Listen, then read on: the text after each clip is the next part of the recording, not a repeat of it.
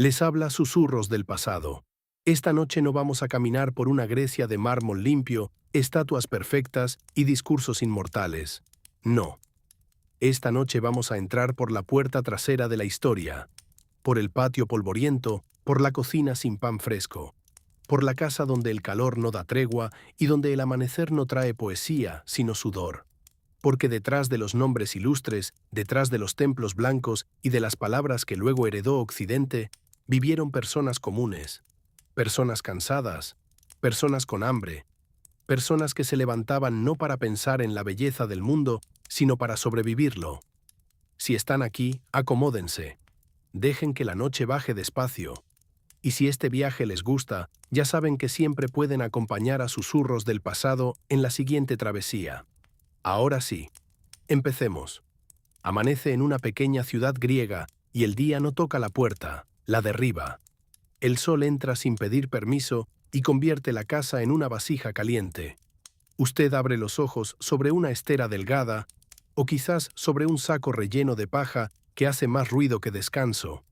No hay almohada, no hay ventana de cristal, no hay aire que corra con generosidad, solo muros de barro seco o piedra basta, que en verano guardan el fuego y en invierno guardan el frío.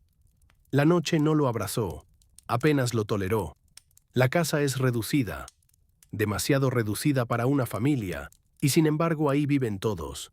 Padres, hijos, tal vez una abuela, tal vez una cabra, tal vez ambas cosas respirando a pocos pasos de distancia. La intimidad es un lujo que nadie prometió. Cada suspiro, cada tos, cada giro durante el sueño pertenece a todos. Si alguien tuvo piojos en la noche, lo más probable es que no haya sido el único. Se levantan temprano, no porque amen la disciplina, sino porque quedarse acostados cuando el calor ya se pega a la piel sería como cocinarse en su propio rincón. El cuerpo duele antes de comenzar, duele la espalda, duelen los hombros, duele la sensación de no haber descansado de verdad. Y aún así el día exige movimiento. No hay agua corriendo en tubos invisibles. El agua está lejos, espera en una fuente pública o en un pozo cercano. Así que alguien toma las vasijas de barro, las equilibra como puede y sale. El suelo ya está tibio. Las calles no son calles como las imaginamos hoy. Son una mezcla viva de tránsito, polvo, rumores, restos de comida, animales y noticias. Todo pasa por ahí. Todo termina ahí. Asearse tampoco es un acto de frescura, sino una negociación. Quizás un poco de agua en la cara, quizás aceite sobre la piel para arrastrar la suciedad, quizás una hoja curva de metal para raspar la mezcla de sudor, tierra y grasa. Nada de espuma, nada de aroma limpio, nada de esa ilusión moderna de empezar el día renovado. En la Grecia común, uno empezaba el día apenas menos miserable que la noche anterior. Y sin embargo, esto todavía era la parte amable, porque después llegaba el desayuno. No imaginen bandejas abundantes, no imaginen miel dorada resbalando sobre panes suaves, no imaginen frutas brillantes, ni huevos, ni café, ni una mesa amplia con conversación ligera. Imaginen, en cambio, una torta de cebada dura, seca, densa, casi ofensiva. Una masa cocida sobre piedra o entre cenizas viejas. Un alimento que no consuela, solo cumple. Usted lo mastica como quien acepta una tarea, no porque le guste, sino porque el cuerpo necesita algo antes de salir a trabajar bajo el sol. Si la suerte acompaña, hay unas aceitunas, tal vez un higo, tal vez un poco de queso de cabra, pero la suerte rara vez hace visitas largas. Para la mayoría, el desayuno es breve y sin ceremonia. El pan baja con un poco de vino rebajado con agua, no por celebración, sino porque beber agua sola no siempre inspira confianza. A veces la supervivencia sabe a líquido agrio. Y ni siquiera todos comen juntos. En muchas casas, las mujeres y los niños esperan. Los hombres comen antes. Después llega el turno de los demás, como si la decepción también tuviera jerarquías. Eso era la mañana. Nada de gloria, nada de mito, nada de la Grecia que suele aparecer en los libros escolares ilustrados con columnas impecables. Aquí no hay héroes aún. Solo cuerpos cansados sosteniendo el peso del día. Luego viene la ropa, y con ella otra pequeña burla del destino. La túnica parece sencilla, y lo es demasiado. Un rectángulo de tela, un broche, un cinturón si lo hay. Nada fue pensado para la comodidad, nada fue pensado para el viento. Uno se envuelve como puede, espera que la tela permanezca en su sitio y sigue adelante. La elegancia del pasado dependía mucho de no moverse bruscamente. En los pies, con suerte, sandalias. Con menos suerte, nada. Y entonces cada trayecto se vuelve una prueba entre piedra caliente, barro, desechos y caminos marcados por animales y carros. El sol cae sin clemencia, no hay crema protectora, no hay sombra para todos, no hay alivio rápido. Solo tela pegada a la piel y hombros que arden antes del mediodía. La higiene dental merece apenas una mueca. No hay cepillos, no hay pasta, tal vez una ramita, tal vez carbón, tal vez vinagre si alguien presume de refinamiento. El aliento del mundo antiguo no inspiraba versos precisamente. Tampoco la ropa, que se lavaba poco y se usaba mucho.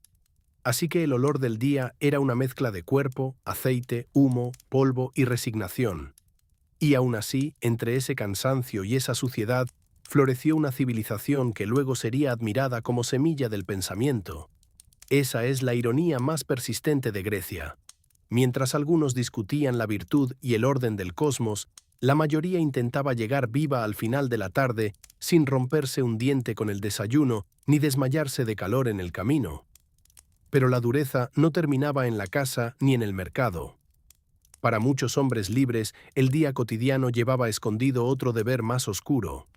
No bastaba con trabajar, también había que estar listo para la guerra. En muchas ciudades griegas, ser ciudadano y ser soldado casi venían en el mismo paquete.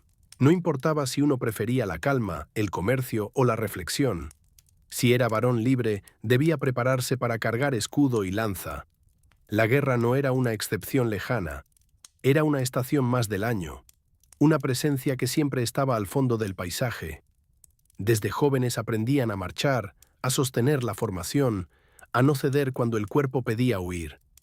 La famosa línea de escudos no era una imagen heroica vista desde lejos. Era una presión brutal de carne, metal, respiración y miedo. Usted dependía del hombre que tenía al lado. Su vida descansaba en que ese vecino no tropezara, no dudara, no cayera antes de tiempo. En algunas ciudades la disciplina era feroz, en otras menos extrema, pero igualmente seria. Y había guerras por todas partes, una ciudad contra otra, una alianza que se rompía, una disputa por rutas, campos, puertos o prestigio. La paz, en muchos casos, era apenas el descanso entre dos campañas. La armadura costaba, el equipo también, y eso hacía la injusticia todavía más nítida, porque incluso para arriesgar la vida había que pagar. El más rico iba mejor protegido, el más pobre avanzaba con menos defensa y más probabilidades de morir primero. No había retiro honroso, no había gran consuelo para el veterano agotado. Solo cicatrices, dolores permanentes y con algo de suerte, una tumba con nombre. Y si la vida del hombre común era dura, la de la mujer lo era aún más. En buena parte del mundo griego, sobre todo en Atenas, la mujer vivía tras límites estrechos. No votaba, no gobernaba, no decidía casi nada fuera del hogar. Su mundo estaba hecho de trabajo sin aplauso, moler grano, tejer, hornear, traer agua, criar hijos, administrar esclavos si la casa tenía alguno, y hacerlo todo sin la promesa de reconocimiento. Su educación, cuando existía, rara vez buscaba formar una mente libre. Buscaba formar una esposa obediente, una madre útil, una figura discreta. Se casaban jóvenes, muy jóvenes a veces, con hombres mayores, elegidos por otros. El amor era secundario. La dote no. La mujer respetable debía ser poco vista, casi invisible, como si la virtud dependiera de no dejar huella. Y aunque la religión alabara diosas poderosas, eso no se traducía en libertad para las mujeres reales.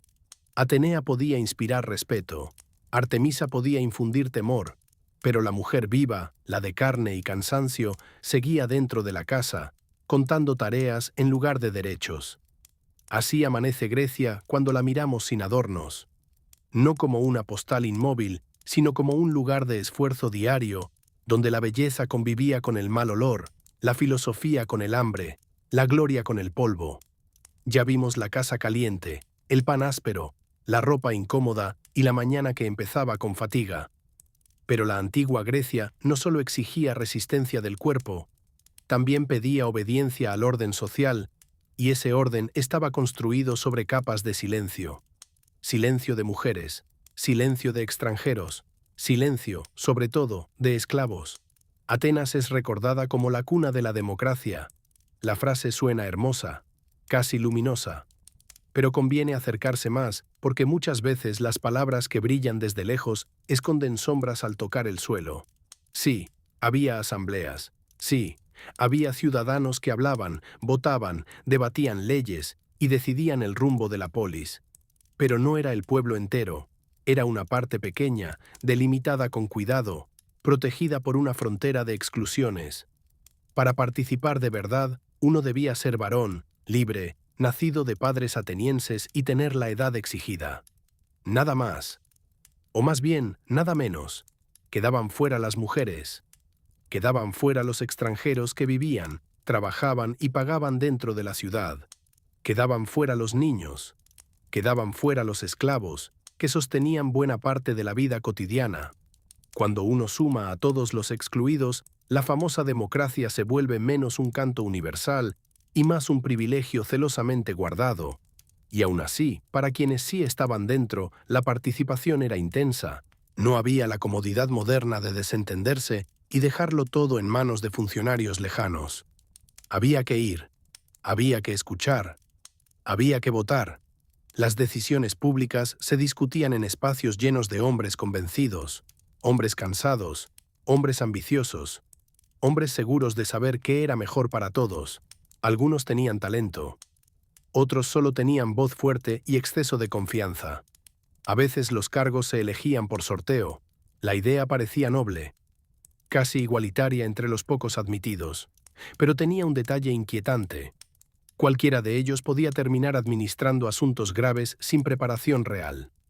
Un día usted vendía pescado, al otro podía estar juzgando un caso serio o manejando recursos de la ciudad. La democracia antigua, en su forma más cruda, no siempre confiaba en los expertos. Confiaba en la participación, aun cuando esa participación rozara la improvisación. Y luego estaba el ostracismo. Pocas ideas dicen tanto sobre el miedo político ateniense como esa costumbre elegante y brutal de apartar a alguien sin juicio completo. Una vez al año, si la asamblea así lo quería, los ciudadanos escribían un nombre sobre un fragmento de cerámica. Si un hombre acumulaba suficientes votos, debía marcharse. No porque hubiera robado necesariamente, no porque hubiera matado. A veces bastaba con volverse demasiado influyente, demasiado admirado, demasiado visible. Ser importante en Atenas podía convertirse, de pronto, en un peligro. Imaginen la escena. Usted habla bien, convence, gana prestigio. La ciudad empieza a repetir su nombre con frecuencia. Y de repente ese mismo reconocimiento se vuelve sospechoso. No lo encarcelan, no lo ejecutan, solo le dicen que se vaya. 10 años lejos, como si la polis respirara mejor sin usted. Una manera muy sofisticada de castigar el éxito antes de que se pareciera demasiado al poder absoluto. Así funcionaba parte de aquella libertad celebrada. Una libertad real para algunos, sí, pero nunca completa, nunca abierta a todos, nunca tan justa como los siglos posteriores quisieron imaginar. Y debajo de todo eso, silenciosa y constante, estaba la esclavitud. No era una excepción vergonzosa, era una estructura normal, un hábito aceptado, una pieza central del mundo griego. La casa modesta podía tener un esclavo, la casa rica, varios.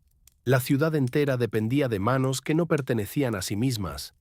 Hombres, mujeres y niños convertidos en propiedad, comprados, vendidos, marcados por la derrota, por el secuestro o por la mala fortuna de nacer del lado equivocado de una guerra. No había una sola procedencia. Los esclavos llegaban de tierras conquistadas, de pueblos vecinos, de rutas comerciales donde la miseria tenía precio. Algunos eran tracios, otros venían de Asia Menor. Otros, incluso, podían ser griegos caídos en desgracia. Una vez dentro del sistema, la persona dejaba de ser plenamente persona ante la ley. Pasaba a ser instrumento, recurso, presencia útil. En una casa ateniense, el esclavo cocinaba, limpiaba, cargaba agua, ayudaba con los niños, acompañaba a su dueño al mercado, administraba tareas invisibles y a veces incluso negocios. El ciudadano libre podía pasar horas discutiendo sobre justicia mientras el esclavo sostenía la rutina concreta que hacía posible esa conversación. La ironía no es pequeña. Una civilización que amaba pensar la libertad descansaba en gran parte sobre la falta de libertad de otros. En las minas, la situación era peor, mucho peor. Allí el cuerpo esclavizado no servía para acompañar la vida doméstica, sino para ser consumido rápidamente. Oscuridad, polvo, túneles estrechos, aire dañado, agotamiento, niños incluidos. El metal salía de la tierra, y con él salía también la vida de quienes lo arrancaban. Cada moneda brillante tenía detrás pulmones gastados y espaldas rotas. Había esclavos con educación, sí. Algunos enseñaban, algunos llevaban cuentas, algunos podían gozar de cierta confianza, pero ningún privilegio alteraba lo esencial. Seguían siendo propiedad. La estabilidad podía romperse con una orden. El favor podía desaparecer en un día. El castigo era legal. La venta también. La libertad, rara, no borraba del todo la marca del pasado. Lo más inquietante es que el sistema no escandalizaba a la mayoría. No había un gran impulso moral general contra la esclavitud. Muchos pensadores ilustres la aceptaban como parte del orden natural. Algunos hasta la justificaban. Y así uno entiende que la grandeza de Grecia nunca vino sola. Caminó siempre sobre una base de desigualdad profunda. Mientras tanto, enfermar tampoco ofrecía consuelo. Si el cuerpo cedía, la ayuda era incierta. No existían hospitales en el sentido moderno. No había una red segura esperando al paciente. Había remedios locales, conocimientos dispersos, templos dedicados a la curación, hierbas, aceites, plegarias y mucha incertidumbre. Estar enfermo no significaba entrar en un sistema médico sólido. Significaba depender del azar, del entorno y de la resistencia propia. Los médicos más respetados observaban el cuerpo a través de la teoría de los humores. Sangre, flema, bilis amarilla, bilis negra. Si algo estaba mal, era porque el equilibrio se había roto. La idea tenía lógica interna. También tenía consecuencias dolorosas. Si alguien tenía fiebre, quizá había que sangrarlo. Si sufría tristeza profunda, se pensaba en excesos invisibles dentro del cuerpo. La medicina mezclaba observación valiosa con errores que hoy nos parecen crueles. La cirugía existía, pero era temida.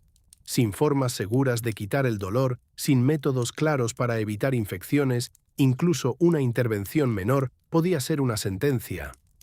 Un corte mal curado bastaba para llevar a la tumba. El parto, por su parte, estaba siempre al borde del desastre. Muchas mujeres no sobrevivían. Muchos recién nacidos tampoco. La vida comenzaba y terminaba cerca del riesgo. Aún así, los griegos no eran ignorantes absolutos frente al cuerpo. Supieron observar. Supieron registrar síntomas. Supieron intuir que el entorno, la dieta y el descanso influían en la salud. Lo notable es precisamente esa mezcla de avance y limitación. Una medicina naciente, inteligente a ratos, impotente muchas veces. Y luego, como si el dolor cotidiano necesitara además una puesta en escena, la ciudad ofrecía teatro. El teatro griego no era solo ocio, era rito, competencia, deber cívico, espacio de emoción colectiva. Miles de personas se reunían al aire libre para ver tragedias y comedias durante horas. Horas largas, bajo el sol, sentados donde se podía, compartiendo calor, polvo y reacciones. No había la delicadeza silenciosa de una sala moderna. El público respondía, gritaba, celebraba, rechazaba, se implicaba. Las tragedias arrastraban a los asistentes hacia crímenes familiares, venganzas, dioses implacables, culpas heredadas. La comedia, por su parte, podía burlarse de políticos, pensadores y costumbres con una libertad feroz. Los actores, siempre hombres, llevaban máscaras, trajes exagerados y voces enormes para llegar hasta el último rincón del teatro. Todo era más intenso de lo que solemos imaginar, pero ni siquiera ahí desaparecía la frontera social. No todos asistían del mismo modo. No todos ocupaban el mismo lugar en la vida pública que rodeaba esas representaciones. La ciudad reunida en el teatro era también la ciudad estratificada, desigual, llena de límites. Y después del teatro, del mercado, del ruido de la asamblea y de los deberes del hogar, todavía quedaba una presencia más. La filosofía. Atenas podía ser un lugar peligroso para alguien que solo quisiera comprar pan y volver tranquilo a casa. Bastaba cruzarse con un hombre descalzo, de mirada inquieta, dispuesto a convertir una frase casual en un examen del alma. La filosofía no vivía encerrada del todo en recintos apartados. Respiraba en las plazas, en los gimnasios, en los paseos, en conversaciones que podían alargarse hasta volver incómodo el simple hecho de tener opiniones. Sócrates hizo de eso una forma de vida. No escribía. Preguntaba hasta vaciar la seguridad de los demás. Uno creía saber qué era la justicia, la virtud o la verdad, y después de hablar con él, ya no estaba tan seguro ni de su propio nombre. Lo curioso es que esa ciudad, tan orgullosa de pensar, terminó cansándose del pensador que pensaba demasiado en voz alta. Lo condenaron. Lo obligaron a beber veneno. Y en ese gesto quedó al descubierto otra grieta de aquella Grecia admirada. Podía alabar la inteligencia, sí, pero también temerla cuando molestaba demasiado. Eso era la polis, brillante y áspera, elevada y cruel, capaz de producir ideas inmensas mientras sostenía costumbres despiadadas, capaz de inventar formas de participación política mientras negaba la palabra a la mayoría, capaz de discutir la naturaleza de la justicia mientras aceptaba la esclavitud como un mueble más de la casa. Y aún así, seguimos mirándola. Quizás porque en su contradicción nos reconocemos, porque la historia rara vez ofrece purezas, ofrece logros mezclados con barro, luces sostenidas por sombras, voces inmortales nacidas en calles que olían a aceite rancio, sudor y humo. Ya hemos cruzado la casa, la plaza, la asamblea y el peso de la esclavitud. Ahora nos queda entrar en otra zona de la vida griega, una que no se veía solo con los ojos, pero se sentía en todas partes. La presencia de los dioses, la cercanía de la muerte, el temor constante de que algo, en cualquier momento, se rompiera para siempre. Porque en la antigua Grecia no se vivía únicamente bajo el sol, también se vivía bajo una mirada invisible, una mirada cambiante, caprichosa, poderosa. Los dioses no eran figuras lejanas de bondad tranquila, no eran padres serenos inclinados con ternura sobre sus fieles. Eran fuerzas vivas, susceptibles, llenas de orgullo, deseo, celos y memoria. Podían elevar a una ciudad o aplastarla. Podían proteger una cosecha o dejar que se secara. Podían conceder victoria o cubrir una casa de duelo. La religión estaba en todo, no como una actividad reservada para ciertos días, sino como una red que tocaba cada rincón de la existencia. Antes de sembrar, había que honrar a quien cuidaba la tierra. Antes de navegar, convenía buscar el favor del dios del mar. Antes de la guerra, se ofrecían sacrificios.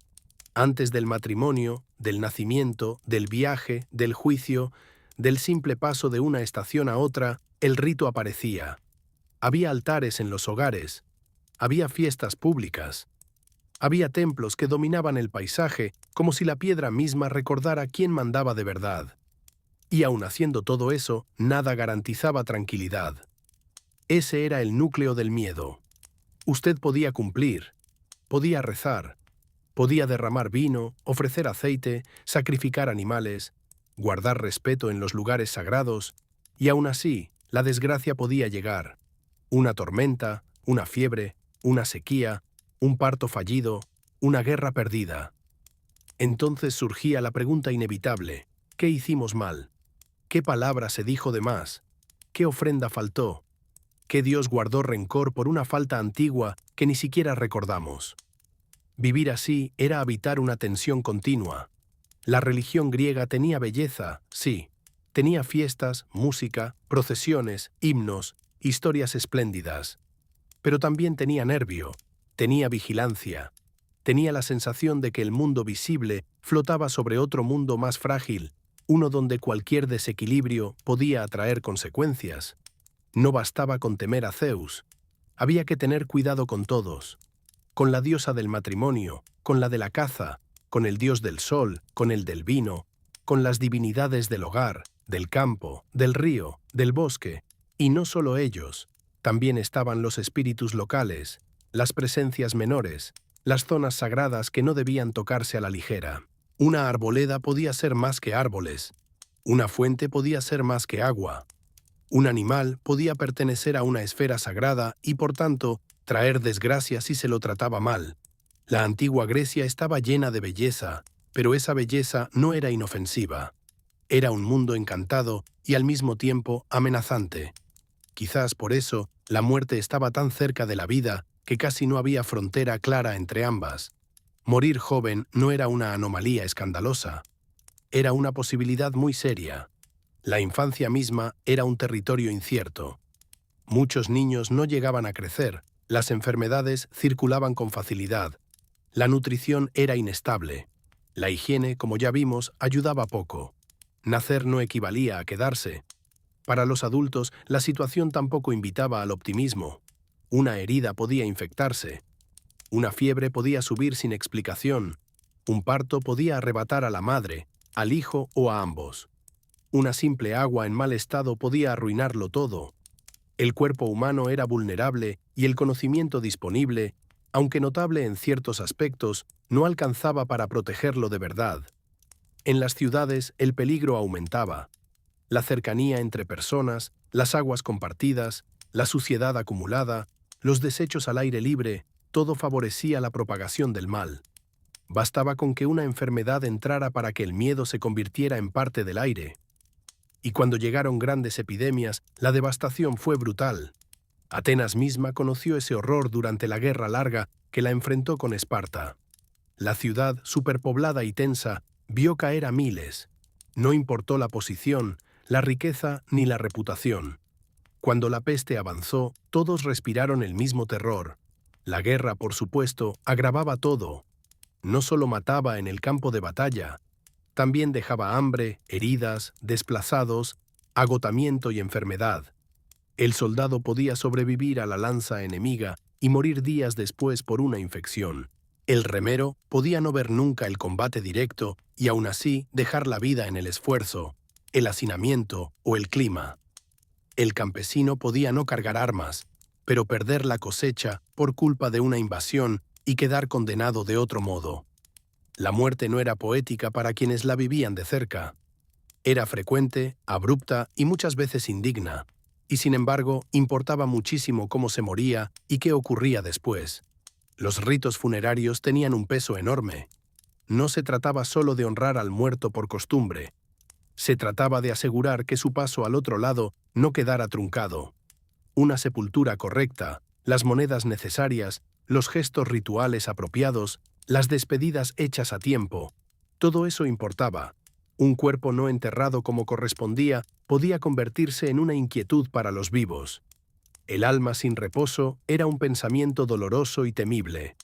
La ciudad entonces no solo estaba llena de mercados y discursos, también estaba llena de duelo, duelo reciente, duelo antiguo, duelo esperado, familias que enterraban hijos, esposas que perdían maridos, madres agotadas por partos sucesivos, hombres jóvenes que no volvían de la guerra, esclavos que desaparecían sin ceremonia digna. El pasado clásico, tan celebrado, estaba atravesado por una costumbre silenciosa de despedirse. En medio de todo eso, uno podría preguntarse cómo encontraban fuerzas para seguir. Tal vez la respuesta esté en el mismo lugar donde buscaron sentido tantas veces, en la palabra. Porque Grecia también era una civilización que hablaba para soportar.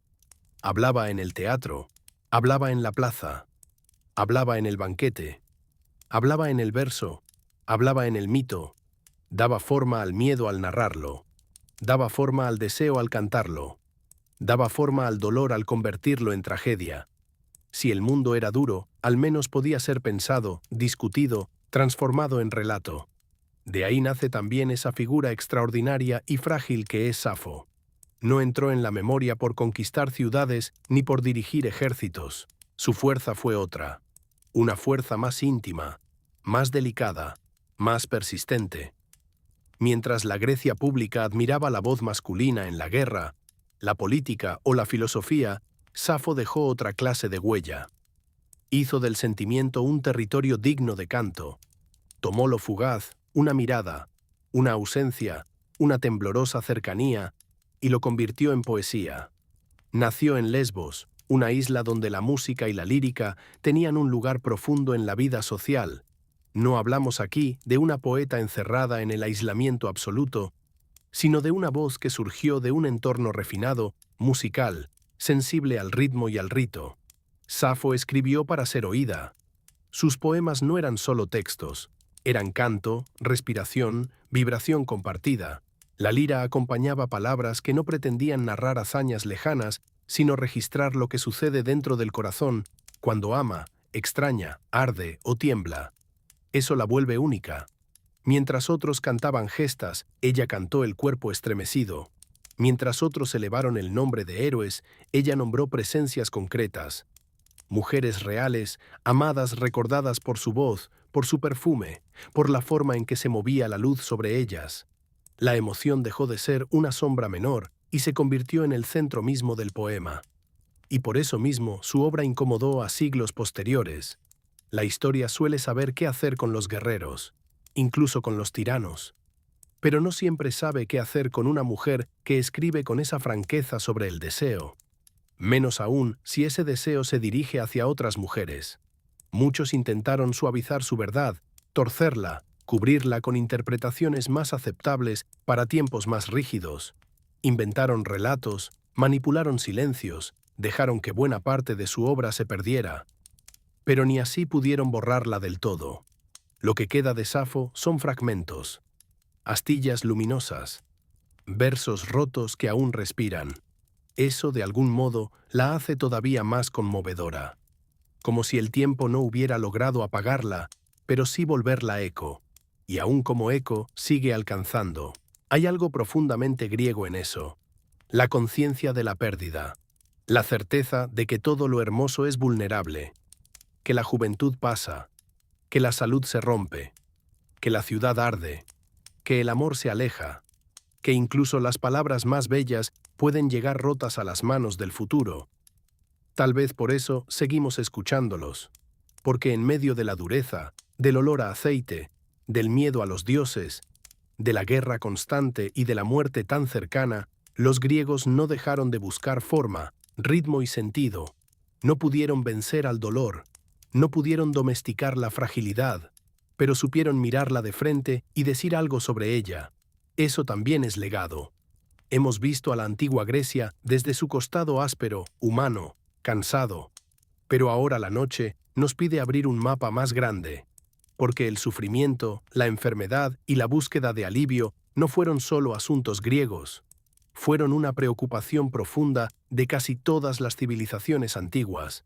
Cada una, a su manera, intentó responder la misma pregunta. ¿Por qué enferma el ser humano? Hoy solemos buscar causas en microbios, genes, hábitos o lesiones visibles. Pero para el mundo antiguo, la enfermedad rara vez era solo un problema de carne. Era también una señal, un desajuste, una ruptura entre el cuerpo y algo mayor. El cosmos, el alma, los dioses, la naturaleza, la comunidad, incluso la memoria. Por eso curar no significaba únicamente eliminar síntomas, significaba restaurar un orden. En muchos pueblos antiguos, la dolencia no caía sobre una persona como un accidente sin sentido. Tenía peso moral, espiritual o sagrado. Si alguien enfermaba, la pregunta no era solo qué le pasa, sino también qué se ha roto alrededor de él. ¿Se ofendió a una divinidad? ¿Se alteró una armonía secreta? ¿Se quebró una norma invisible? ¿Se alejó el alma de su centro? El dolor corporal podía ser una herida material, sí, pero también un mensaje. En Mesopotamia, por ejemplo, la enfermedad solía leerse como una advertencia o un castigo. El sanador no trabajaba solo con hierbas. Trabajaba con palabras, signos, presagios, oraciones y ritos. Diagnosticar era también interpretar. El cuerpo hablaba, pero hablaba dentro de una red sagrada. El mal podía venir de una falta, de un espíritu hostil o de una fuerza ofendida. Así que la curación combinaba plantas, fórmulas, gestos rituales y la esperanza de apaciguar aquello que se había perturbado. En la India antigua, la medicina tomó otro camino, pero no menos profundo. Allí se desarrolló una visión en la que el cuerpo humano reflejaba el orden del mundo. La salud no era simplemente ausencia de dolor, era equilibrio.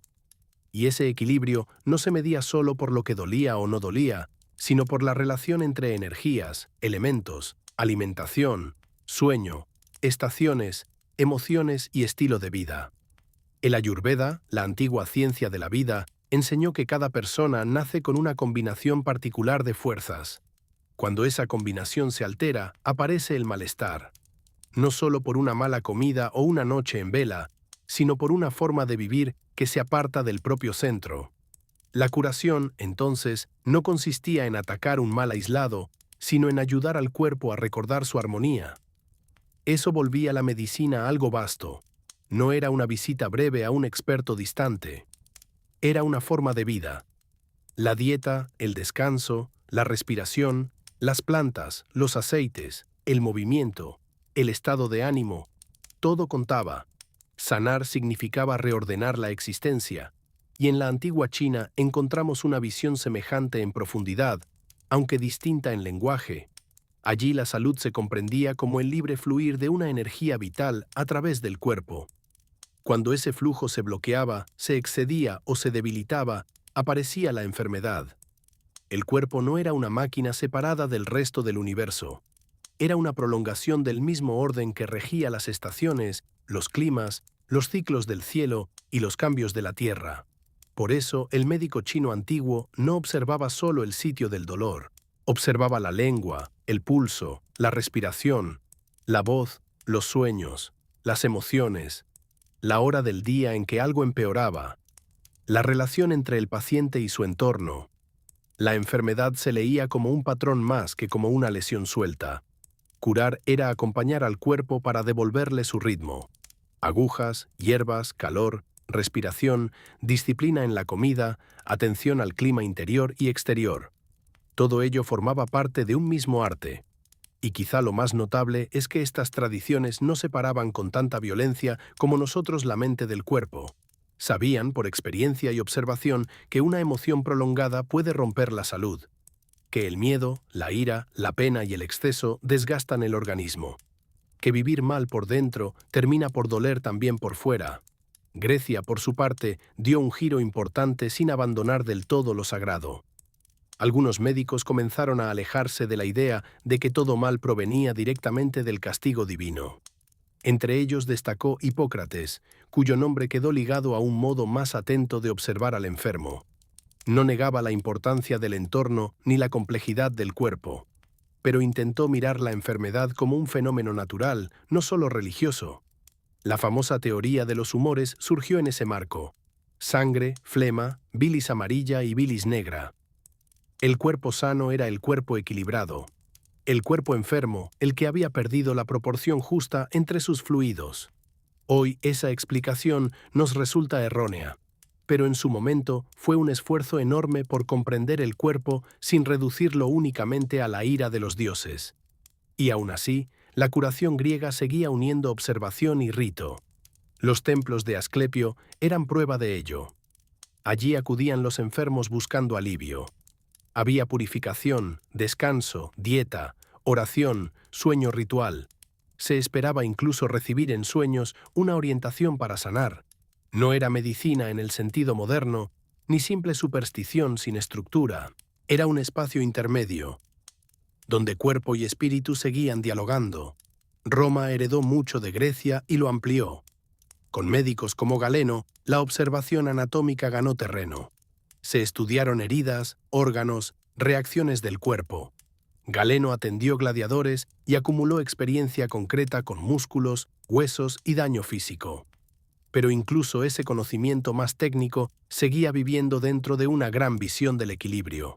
El cuerpo era complejo, pero no era una máquina fría.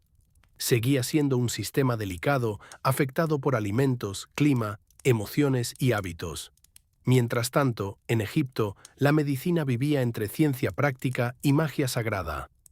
Los sanadores egipcios podían tratar fracturas, drenar abscesos, vendar heridas, usar herramientas de cobre, observar fluidos del cuerpo y aplicar remedios que hoy reconocemos como sorprendentemente inteligentes.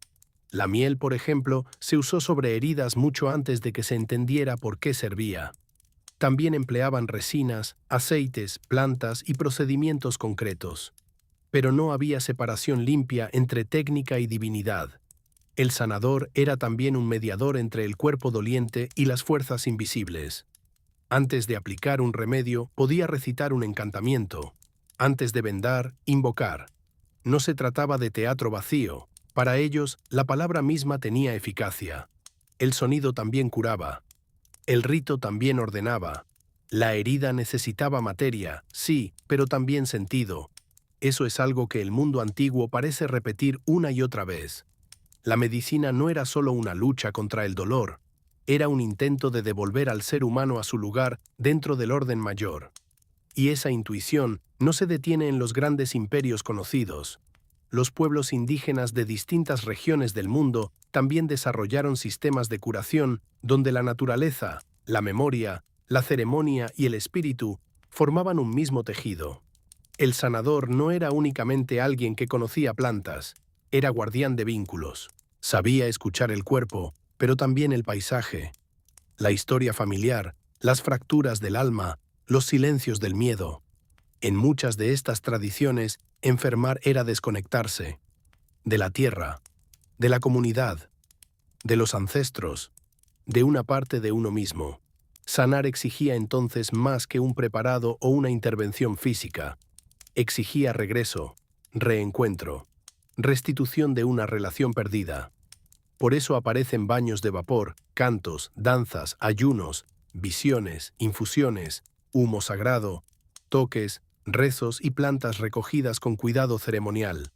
No porque el dolor se negara, sino porque se comprendía que el ser humano es más que el lugar exacto donde le duele. Y hay algo profundamente conmovedor en eso. A pesar de todas las diferencias entre Egipto, Grecia, India, China, Mesopotamia o los pueblos indígenas, aparece un hilo común. La salud no era solo funcionar, era estar en armonía. La enfermedad no era solo una falla, era también un aviso.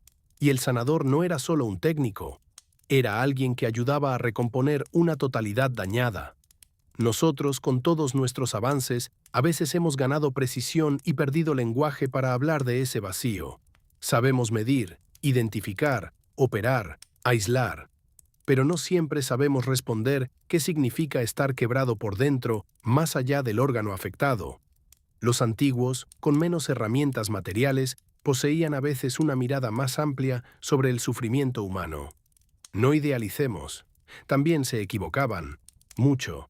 Había remedios inútiles, prácticas dolorosas, explicaciones injustas, límites terribles. Pero en medio de esos errores sobrevivía una verdad poderosa. El enfermo no era solo un cuerpo que falla, era una vida entera alterada. Eso cambia la manera de mirar. En los próximos pasos de este viaje entraremos todavía más en detalle.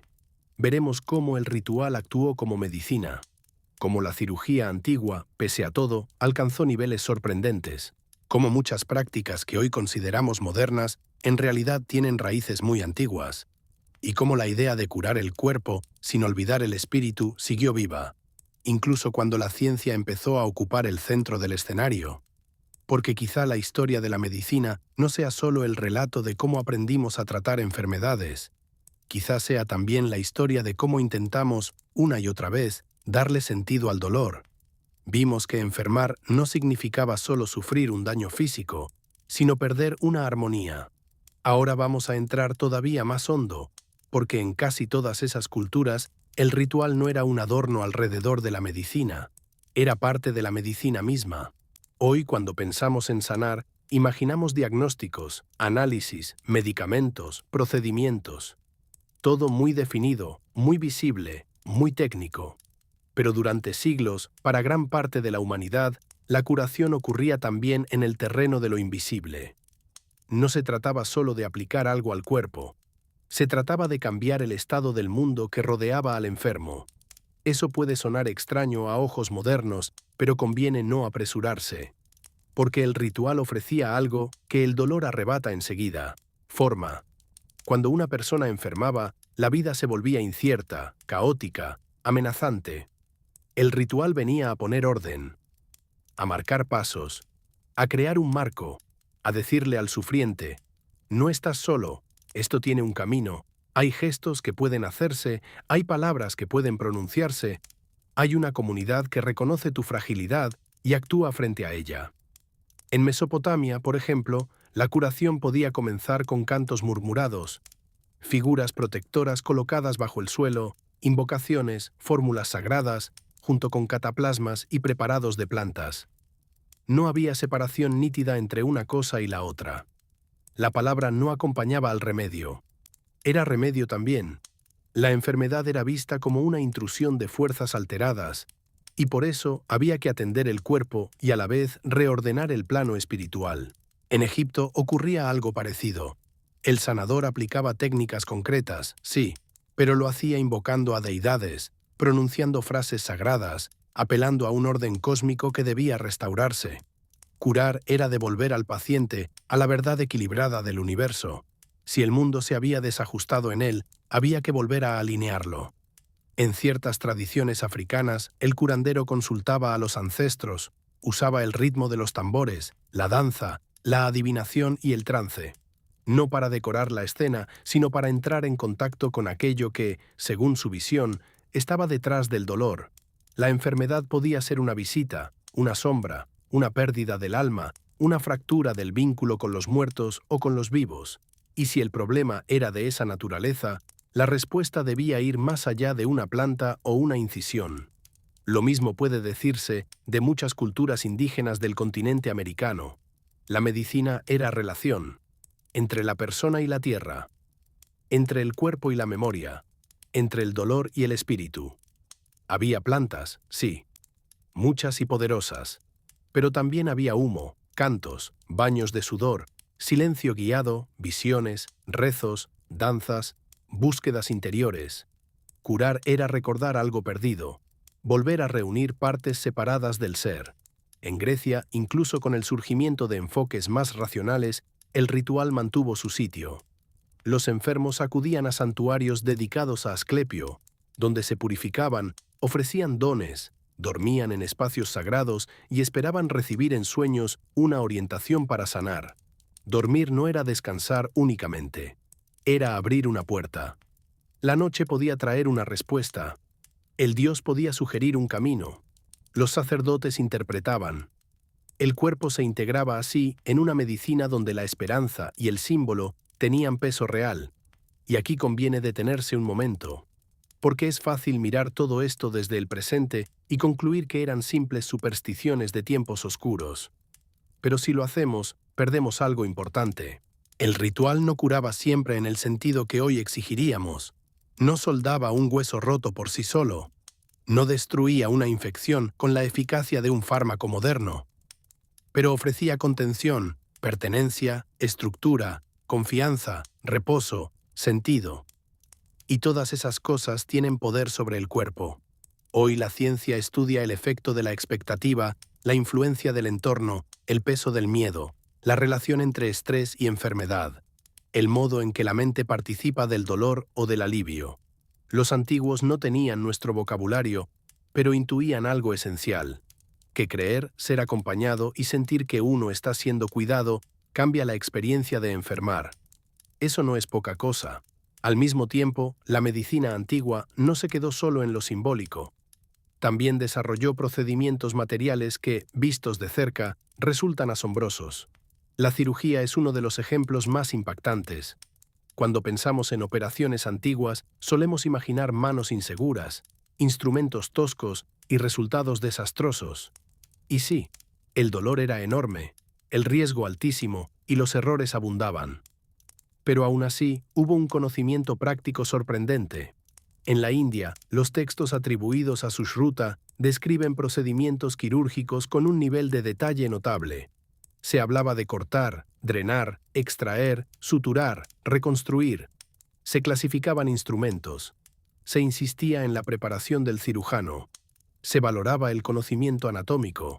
Entre las prácticas más impresionantes estuvo la reconstrucción de la nariz, una intervención que no era un lujo estético, sino una necesidad real en un mundo donde ciertas mutilaciones se usaban como castigo. Imaginen lo que eso significa. Mucho antes de la medicina moderna ya había sanadores intentando devolver forma y dignidad a un rostro herido. En Egipto también se manejaban fracturas, dislocaciones, abscesos y heridas complejas. Los papiros médicos muestran una atención cuidadosa a síntomas, pronósticos y procedimientos. Se sabía vendar, se sabía inmovilizar, se sabía cuándo una lesión era tratable y cuándo no. Ese último detalle dice mucho. Había observación honesta. No todo se prometía. Había casos sin esperanza, y eso también se reconocía. En diversas regiones del antiguo Perú se practicó la trepanación, una apertura deliberada del cráneo para aliviar presión o tratar ciertas lesiones. Lo más impactante es que muchos pacientes sobrevivieron, algo que podemos inferir por la regeneración del hueso hallada en restos arqueológicos. Eso significa que no eran simples actos desesperados sin método. Había técnica, había experiencia, había continuidad. En Roma, la guerra obligó a perfeccionar habilidades. Los médicos que atendían gladiadores y soldados acumulaban una experiencia tremenda con cortes, fracturas, hemorragias y daños internos. Galeno, por ejemplo, aprendió mucho del cuerpo humano observando heridas reales. La violencia, cruel como era, se convirtió también en una escuela anatómica. Nada de esto elimina la brutalidad de operar sin anestesia verdadera, sin antibióticos, sin las garantías que hoy damos por normales. Una cirugía antigua seguía siendo una apuesta al borde del horror, pero dentro de esas limitaciones hubo valor, inteligencia manual, ensayo paciente y una voluntad muy humana de arrancar salud del dolor. La historia de la medicina antigua, entonces, no es solo una colección de errores pintorescos. También es la historia de personas que observaron con cuidado, aprendieron del sufrimiento, transmitieron métodos y se atrevieron a intervenir cuando todo parecía perdido. Y en esa historia también hay continuidad con nuestro presente. Muchas ideas que hoy suenan recientes tienen raíces muy antiguas. La importancia de la prevención, la relación entre dieta y salud, el valor del descanso, el vínculo entre emociones y cuerpo, la necesidad de tratar a la persona entera y no solo al síntoma, la noción de que el médico debe observar antes de actuar. Todo eso tiene ecos profundos en las tradiciones antiguas. Incluso prácticas que hoy reaparecen bajo nuevos nombres vienen de caminos viejos. El uso terapéutico de ciertas plantas, la respiración consciente, la meditación, las rutinas para equilibrar cuerpo y mente, el contacto con la naturaleza como parte del alivio, el reconocimiento de que el aislamiento daña, el entendimiento de que el dolor necesita escucha, no solo corrección mecánica. Claro que no todo debe recuperarse. No se trata de romantizar sangrías, encantamientos obligatorios o explicaciones que culpaban al enfermo de su propio mal por haber alterado un orden divino. Sería injusto y simplista. Pero sí vale la pena reconocer que, en medio de sus limitaciones, los antiguos captaron algo que todavía nos acompaña. Sanar nunca ha sido solo reparar tejido. Sanar es también devolver sentido, calma, vínculo y forma a una vida alterada. Tal vez por eso seguimos mirando hacia atrás. No porque el pasado tenga todas las respuestas, sino porque todavía guarda preguntas valiosas. ¿Qué es estar sano de verdad? ¿Alcanza con que el cuerpo funcione? ¿Dónde empieza el mal? ¿En una célula? ¿En un hábito? ¿En una herida emocional? ¿En una ruptura con el entorno? ¿Puede haber medicina completa si olvida el miedo, la soledad y la necesidad de significado? Los antiguos no respondieron de una sola manera. Cada civilización trazó su propio mapa, pero todas, en el fondo, Parecían saber que el sufrimiento humano nunca es solamente físico. Siempre derrama su sombra un poco más lejos. Y ahora que hemos recorrido este gran desvío por la medicina, la curación y el ritual, podemos volver hacia una figura que surgió antes entre las sombras: Safo. Porque su historia, su voz y su supervivencia fragmentaria dicen mucho sobre el mundo antiguo y sobre la forma en que ciertas verdades logran seguir vivas, incluso cuando casi todo intenta borrarlas. Después de haber pasado por el dolor del cuerpo y por los antiguos caminos de la curación, volvemos ahora a una voz, no a una espada, no a un trono, no a una asamblea, a una voz. Y pocas voces del mundo antiguo han llegado hasta nosotros con una fuerza tan delicada y tan persistente como la de Safo.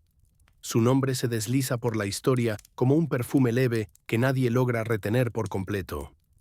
Sabemos de ella y al mismo tiempo casi no sabemos nada. Ahí está parte de su hechizo. No tenemos su vida entera. No tenemos su obra completa. No tenemos su rostro con certeza. Tenemos restos, fragmentos, líneas conservadas por azar, trozos de papiro salvados del olvido, citas hechas por otros, y sin embargo, con tan poco, bastó para que su presencia no desapareciera. Safo nació en Lesbos, una isla del mar Egeo que no era una periferia silenciosa, sino un centro vivo de música, poesía y refinamiento cultural. Lesbos respiraba ritmo.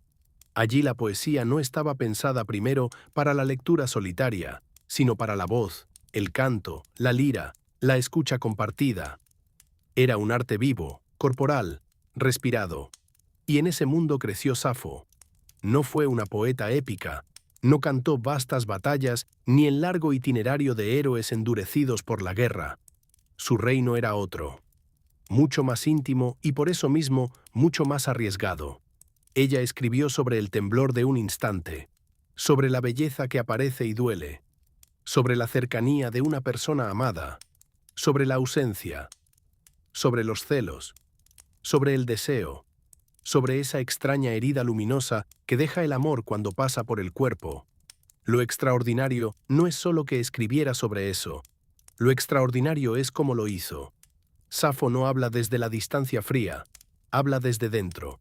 Su poesía no describe el sentimiento como un observador neutral, lo atraviesa, lo padece, lo celebra, lo pronuncia con una claridad que sigue asombrando. Mientras gran parte de la literatura antigua eleva a héroes, dioses y hazañas públicas, ella se inclina sobre lo que sucede en la piel, en la respiración, en el pulso acelerado, en la lengua que se traba cuando aparece quien despierta el deseo. Eso cambia todo. Con Safo, el yo no es una nota menor, es el centro ardiente del poema. La experiencia íntima se vuelve digna de canto. El temblor del corazón importa tanto como cualquier campaña militar. La mirada se desplaza desde el ruido del mundo hacia la conmoción interior. Y esa conmoción, en su obra, muchas veces tiene nombre de mujer. Este punto es crucial, porque siglos enteros intentaron rodearlo, negarlo o deformarlo. Safo escribió desde un mundo femenino y hacia él. Nombró mujeres, lloró sus ausencias, alabó su belleza, confesó deseo, admiración, ternura y dolor. No se trata de una interpretación forzada ni de una lectura moderna impuesta sobre el pasado. Está ahí, en sus versos, en su forma de dirigirse a esas presencias concretas. Mujeres vivas, cercanas, amadas, recordadas. Más tarde, muchas épocas no supieron qué hacer con esa verdad. Algunos intentaron suavizarla, otros la volvieron alegoría, otros inventaron historias para desviar la atención, como ese relato tardío que la imagina enamorada de un hombre y arrojándose desde un acantilado por despecho. Un final dramático y conveniente, también falso. Una forma elegante de reescribir su deseo para volverlo más aceptable a ojos de sociedades incapaces de tolerar la claridad de su voz. Pero antes de toda esa manipulación estaba Lesbos. Para comprender a Safo de verdad hay que volver a la isla. No solo al lugar físico, sino al ambiente cultural que la hizo posible. Lesbos tenía su propio pulso. No necesitaba parecerse a Atenas. Tenía otra cadencia, más lírica, más sensual, más ligada al canto. al ritual y a las comunidades femeninas de formación y devoción. Algunos estudiosos creen que Safo dirigía o participaba en un círculo de mujeres jóvenes donde la poesía, la música y la educación refinada ocupaban un lugar central. No una escuela en el sentido moderno, sino un espacio de aprendizaje, arte y vínculos intensos. En ese entorno, la poesía no era teoría, era vida compartida, canción ofrecida, emoción hecha forma. Podemos imaginar, aunque sea de lejos, una reunión al caer la tarde, una lira afinándose, voces en una sala iluminada con lámparas suaves, el olor del aceite, el murmullo previo al canto, y luego Safo, pronunciando palabras que no hablan de grandes reyes, sino de algo más peligroso, el temblor real de sentir. Quizá por eso Platón la llamó la 10ª musa, no porque escribiera mucho, aunque seguramente escribió bastante, no porque su fama fuera un accidente, sino porque entendió que había en ella algo más que habilidad. Había una clase de verdad, una precisión emocional que parecía tocar el borde de lo divino. La forma de sus poemas también importa. Safo escribía en dialecto eólico con una música propia y utilizó estructuras métricas que más tarde llevarían su nombre. La llamada estrofa sáfica es una de esas herencias discretas que cruzan los siglos sin hacer ruido. Pero más allá de la técnica, lo que permanece es la sensación de voz viva. Incluso fragmentada, incluso incompleta, su poesía conserva respiración. Y aquí aparece otro rasgo profundamente conmovedor de su legado. Casi todo se perdió. La obra de Safo existió alguna vez en varios libros organizados y copiados. No fue una autora marginal en su tiempo. Fue leída, admirada, citada. Su poesía circuló. Fue parte del mundo culto antiguo. Pero el tiempo, los incendios, el desinterés, la censura y los cambios morales fueron estrechando su presencia. Gran parte de sus textos dejó de copiarse. Y en el mundo antiguo, lo que dejaba de copiarse empezaba a morir. Así desaparecieron voces enteras, no solo la de Safo, pero en su caso la pérdida se siente con una intensidad especial, porque lo que sobrevivió basta para hacernos imaginar todo lo demás. Cada fragmento suyo parece abrir una puerta a una habitación mucho mayor que ya no está. Algunas líneas nos llegaron citadas por gramáticos o comentadores interesados en una palabra, una forma, un giro del idioma. Otros fragmentos reaparecieron en papiros hallados siglos después en Egipto. Trozos quebrados, letras a medias, versos interrumpidos por el daño del tiempo. Y aún así, incluso así, respiran. Eso es lo extraordinario. Hay poemas enteros que dicen menos que un buen fragmento de Safo. A veces basta una imagen, una invocación, un resto de comparación, una súplica a Afrodita, una frase detenida justo antes de completarse. El lector no recibe el edificio entero, pero sí una chispa del incendio. Y esa chispa sigue viva. En su poesía, el amor no es un tema decorativo, es una fuerza física, una perturbación, una mezcla de dicha y herida, un Dios que toca el cuerpo sin pedir permiso. Safo habla del corazón acelerado, de la lengua que se inmoviliza, de un fuego que sube por la piel, de la visión que vacila, del zumbido en los oídos.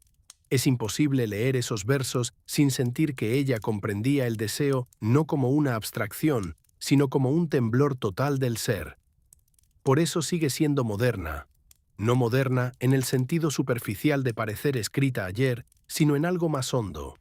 Sigue diciendo la verdad de emociones que el tiempo no ha podido volver antiguas. La vergüenza, la intensidad, la espera, la pena por la distancia, el asombro ante la belleza. Nada de eso envejeció. Y aún así, la historia quiso callarla.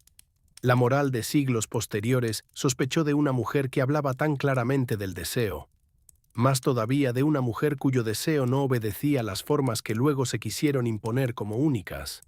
Sus textos fueron menos copiados. Su figura fue desfigurada. Su nombre quedó envuelto en interpretaciones interesadas. Y sin embargo, aquí está. Sobrevivió a bibliotecas perdidas, a silencios religiosos, a filtros morales, a editores incómodos, a lectores que quisieron corregirla. Sobrevivió porque su voz, tenía algo que no dependía de la aprobación del poder.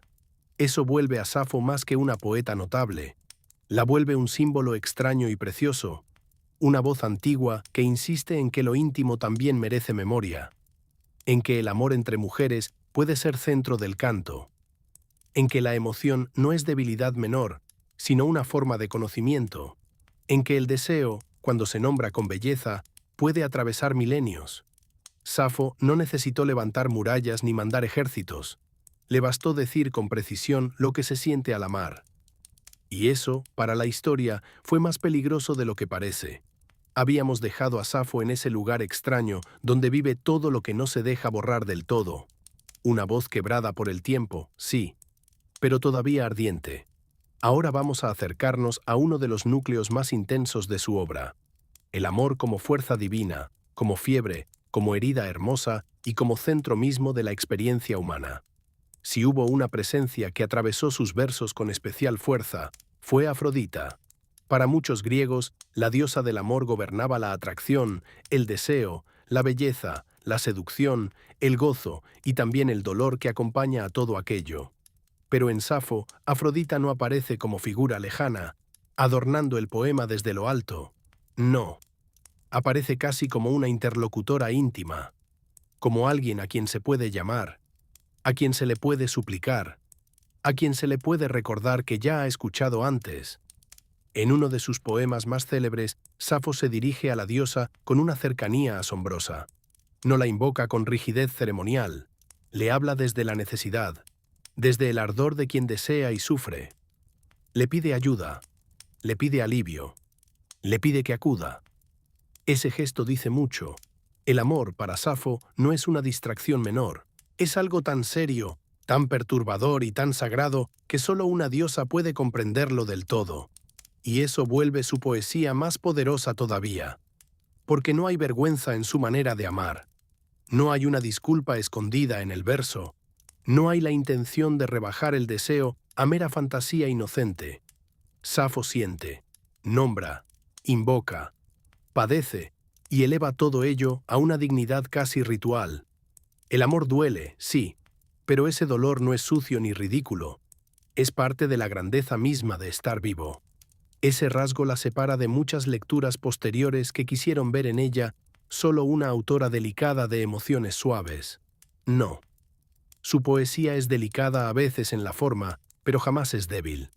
Bajo sus imágenes hay intensidad física, tensión, hambre, estremecimiento. El amor sacude, el amor desordena, el amor incendia. Y ella no retrocede ante eso.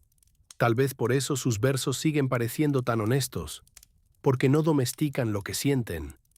Hay en Safo una manera muy precisa de describir el deseo como experiencia corporal. No lo deja en ideas nobles ni en discursos abstractos. Lo vuelve latido, calor, temblor, pérdida de voz, visión alterada. El cuerpo entero entra en escena. Leerla es recordar que el amor no sucede en la cabeza solamente. Sucede en la respiración, en la piel, en el pulso, en el desorden íntimo que provoca la cercanía del ser amado. Y si eso ya era notable en cualquier poeta, en ella lo era aún más por la dirección de esa mirada. Porque muchas veces el centro de esa emoción es otra mujer. Una presencia admirada no como símbolo distante, sino como cuerpo real, voz real, belleza concreta. Safo no se esconde detrás de una alegoría impersonal. Mira, recuerda, llama, extraña. Esa claridad fue suficiente para volverla incómoda durante siglos. El mundo antiguo pudo admirarla, algunos la celebraron con grandeza. Pero con el paso del tiempo y el cambio de sensibilidades morales, esa admiración empezó a contaminarse de nerviosismo. La tradición patriarcal sabía cómo tratar a la mujer silenciosa, a la esposa ejemplar, a la santa, a la musa idealizada e incluso a la pecadora convertida en advertencia. Lo que no sabía bien era qué hacer con una mujer que había escrito con belleza perdurable sobre su deseo por otras mujeres. Así empezó el largo trabajo de deformación. Durante siglos se intentó neutralizar su legado. Algunos la convirtieron en simple maestra de muchachas, vaciando de deseo la intensidad de sus vínculos. Otros insistieron en leer todo bajo una luz puramente ceremonial, como si cada gesto íntimo pudiera disolverse en costumbre. Y otros, más directamente, fabricaron leyendas que la encaminaran hacia una pasión heterosexual trágica para volverla aceptable a lectores incapaces de tolerar la verdad más evidente. La invención del enamoramiento por Faón es uno de esos ejemplos. Un hombre hermoso, un desengaño, un salto fatal desde un acantilado. La historia tenía todos los ingredientes de una tragedia conveniente. Convertía a Safo en una mujer devorada por un amor hacia un hombre y borraba así la singularidad de su voz. Pero no nace de su obra auténtica. Es una operación posterior, una manera de corregirla. Y sin embargo, la corrección nunca fue completa. Su nombre sobrevivió. Y no solo sobrevivió como recuerdo literario. Se transformó. Llegó a convertirse en signo, clave, refugio, herencia. De Lesbos nació una palabra que mucho tiempo después se usaría para nombrar el amor entre mujeres. De Safo nació otra forma de nombrar una sensibilidad, una tradición, una línea de deseo y expresión que no pudo ser silenciada del todo. Esto no significa que su figura haya sido siempre entendida con claridad. Al contrario, muchas veces fue disputada, censurada, romantizada o malinterpretada. Pero incluso en ese forcejeo se nota su fuerza. Nadie se esfuerza tanto por domesticar una voz si esa voz no posee una verdad difícil de contener. Y no era solo su tema, también era su forma. Safo no habla como quien quiere imponer una doctrina. No proclama, no moraliza, no teoriza sobre el amor desde fuera. Lo deja ocurrir dentro del lenguaje. Ese es uno de sus mayores poderes. Su poesía no ordena qué pensar. Hace sentir. Y al hacer sentir con tanta precisión, rompe defensas, vuelve inútil la distancia. Por eso sus fragmentos conservan un efecto tan extraño. Aún rotos, aún incompletos, llegan. Se clavan. Parecen más vivos que muchos poemas enteros de autores que sí llegaron completos al presente. Hay en Safo una concentración emocional rarísima, una capacidad de decir mucho con poco, de insinuar un mundo entero en unas pocas líneas. Y quizá ahí reside también una ironía hermosa. La historia le arrancó casi todo, pero lo que no pudo arrancarle fue el pulso. Ese pulso la volvió inmortal de una forma distinta a la inmortalidad de los conquistadores. Nadie levanta estatuas mentales a Safo por haber vencido enemigos en combate. La recordamos porque dijo con verdad cosas que otras voces callaban o no sabían decir. Porque hizo del anhelo un arte. Porque convirtió la emoción en memoria duradera. En tiempos más cercanos, ese legado adquirió nuevas capas. Escritoras, poetas, lectoras, artistas y personas de muchas vidas distintas encontraron en Safo una antepasada. No siempre una figura totalmente clara, pero sí una presencia. Una señal de que antes, mucho antes, ya había existido una voz femenina que amó, nombró y cantó sin pedir permiso a la historia para hacerlo. Eso es inmenso. Y también explica por qué sigue despertando tanta fascinación.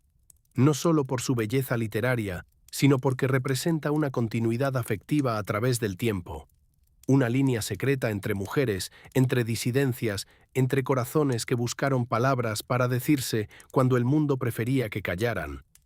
Safo, entonces, no es solo pasado, es también supervivencia. Sobrevivencia del deseo nombrado, sobrevivencia de una sensibilidad que la historia intentó doblar, sobrevivencia de la voz femenina como centro y no como eco, sobrevivencia de la verdad emocional frente a las máquinas del olvido. Y todavía falta una última dimensión de su figura, su desaparición y su permanencia. Porque de su muerte sabemos poco, pero de su legado sabemos algo esencial. No se extinguió. Se dispersó. Se volvió fragmento, sí, pero un fragmento capaz de seguir llamando. Toda gran figura antigua termina por entrar en una zona donde la historia y la leyenda se mezclan. Con Safo ocurre exactamente eso. Su final se nos escapa. No sabemos con certeza cómo murió. No sabemos en qué silencio entró su última noche. No sabemos si estaba en su isla, si seguía cantando, si ya había visto desaparecer a muchas de aquellas mujeres cuyos nombres cruzaron sus poemas. Sabemos poco, y sin embargo, ese poco basta para sentir que su ausencia no fue un cierre limpio, sino una disolución en el tiempo. Más tarde surgieron historias. Algunas elegantes, otras torpes, casi todas reveladoras no de quién fue Safo, sino de lo que siglos posteriores necesitaban hacer con ella. La más famosa habla de un amor desesperado por un hombre llamado Faón y de un salto desde un acantilado. Un final dramático, visual, conveniente. También una forma muy clara de domesticar su figura. Convertir a la poeta del deseo entre mujeres en una enamorada trágica de un hombre permitía corregirla sin tener que discutirla. Permitía hacerla entrar en moldes más cómodos para tradiciones que no toleraban bien su verdad. Pero la evidencia histórica para ese relato es frágil. Parece más una fantasía literaria que un recuerdo fiable. Y tal vez eso sea lo mejor, porque Safo no necesita una muerte teatral. Sus poemas ya contenían suficiente intensidad. Su leyenda no depende de una caída desde la piedra. Depende de que su voz siguió viva incluso cuando casi todo lo material desapareció. Eso nos lleva a la extraña forma de su inmortalidad. A diferencia de otros nombres del mundo antiguo, Safo no quedó inmortalizada por una obra preservada de manera completa. No tenemos un gran volumen intacto, ordenado, seguro. La tenemos a retazos, a destellos, a medias frases. Y sin embargo, pocos autores rotos se sienten tan enteros. Ahí reside su poder, en que cada fragmento suyo parece una ruina donde todavía arde fuego. Con el paso de los siglos, la pérdida fue enorme. Sus libros dejaron de copiarse con regularidad. El cambio de gustos, la censura moral, la destrucción de bibliotecas y la indiferencia de ciertos transmisores culturales hicieron su trabajo. Lo que no se reproduce, muere. Ese fue el destino de miles de textos antiguos. Pero en el caso de Safo, la desaparición casi total produjo un efecto inesperado. Volvió su voz todavía más misteriosa y quizá por eso más deseada. Luego llegaron los hallazgos. Papiros encontrados en Egipto, fragmentos conservados en condiciones improbables, restos de poemas citados por eruditos antiguos que tal vez solo querían ilustrar una forma verbal, una palabra rara o una estructura métrica. Y allí, en medio de intereses gramaticales o de basura acumulada por siglos, reapareció Safo, como si la historia hubiera intentado expulsarla de la puerta principal y ella hubiera regresado por las grietas. Eso la vuelve profundamente simbólica, porque su supervivencia se parece a la supervivencia de muchas voces incómodas. No vuelven por los caminos que el poder legitima, vuelven por los márgenes, por el azar, por el descuido de quienes no supieron borrarlas del todo, por el trabajo paciente de quienes siglos más tarde recogen pedazos y escuchan en ellos algo todavía vivo. Cada vez que un fragmento nuevo de Safo fue encontrado, ocurrió casi una resurrección pequeña, no solo para los filólogos o para quienes estudian la métrica antigua, también para cualquiera que reconoce la emoción pura cuando aparece entre el polvo. Una línea suya puede contener más humanidad que largas crónicas de reyes. Un solo verso incompleto puede hacer sentir una ausencia con más fuerza que una biografía entera. Quizá porque su poesía conoce algo esencial. La belleza está siempre cerca de la pérdida. Safo escribió sobre lo efímero, sobre la flor que se abre y cae, sobre el instante de plenitud que ya tiembla porque sabe que pasará, sobre el deseo que arde justo cuando amenaza con volverse distancia. En ese sentido, el hecho de que su obra nos llegue fragmentada parece casi una extensión de su mundo, como si su misma forma de sobrevivir dijera lo que sus versos ya sabían. Nada permanece entero, pero algo del temblor puede seguir. Y así, poco a poco, Safo dejó de ser solo una poeta del pasado y se convirtió en emblema. Para unas generaciones fue modelo de delicadeza lírica, para otras, escándalo. Para otras, una presencia velada que ofrecía nombre y linaje a amores silenciados. Para muchas mujeres, para muchas vidas disidentes, para muchas almas que buscaron en el pasado una señal de reconocimiento, Safo fue más que literatura. Fue prueba de que una mujer pudo escribir desde el deseo. Prueba de que amó sin esconder del todo su dirección. Prueba de que la belleza también puede ser resistencia. prueba de que la historia no logra borrar por completo lo que la incomoda. Y ahora, mientras dejamos atrás la lira, el perfume de Lesbos y el murmullo de los versos, la noche cambia de tono. El canto se endurece. El susurro se vuelve rueda, hierro, humo. Porque si Safo representa el poder de nombrar lo íntimo, la figura que viene ahora representa otra clase de fuerza. Una fuerza nacida de la humillación y convertida en incendio. Una mujer que no respondió con versos, sino con guerra. Una reina que hizo temblar al imperio más poderoso de su tiempo. Su nombre fue Boudica, y su historia comienza con una muerte. No la suya, todavía, la de su esposo, Prasutago, rey de los Icenos, en lo que hoy sería parte del este de Britania. Durante años él había mantenido una relación delicada con Roma. Gobernaba como rey aliado, conservando cierta autonomía mientras reconocía el poder imperial. Era el tipo de equilibrio precario que muchos líderes sometidos intentaban sostener. Obedecer lo suficiente para no ser destruidos. Resistir lo suficiente para no desaparecer del todo. Cuando murió, dejó un testamento con la esperanza de proteger a su familia y a su pueblo. Nombró al emperador romano como coheredero junto con sus hijas. Quería asegurar continuidad, comprar estabilidad con un gesto de lealtad. Pero Roma no era un vecino que respetara siempre los acuerdos cuando olía debilidad. El testamento fue ignorado. Roma tomó el reino. Roma confiscó propiedades. Roma avanzó sin pudor. Y luego hizo algo peor. Azotaron a Boudica en público. Violaron a sus hijas. Detengámonos un instante ahí. No fue solo castigo. Fue mensaje. Fue demostración de dominio. Fue una forma de decirle a una reina, a una madre y a todo un pueblo: no valen nada frente a nosotros. Quisieron convertirla en ejemplo de sumisión. Lo que lograron fue otra cosa. La transformaron en centro de una furia que pronto prendería fuego a ciudades enteras. Hay momentos en la historia en que el exceso del poder produce exactamente el monstruo que teme. Roma creyó que humillaba a una reina derrotada. En realidad, estaba creando una enemiga que ya no tenía nada que perder. Boudica no desapareció.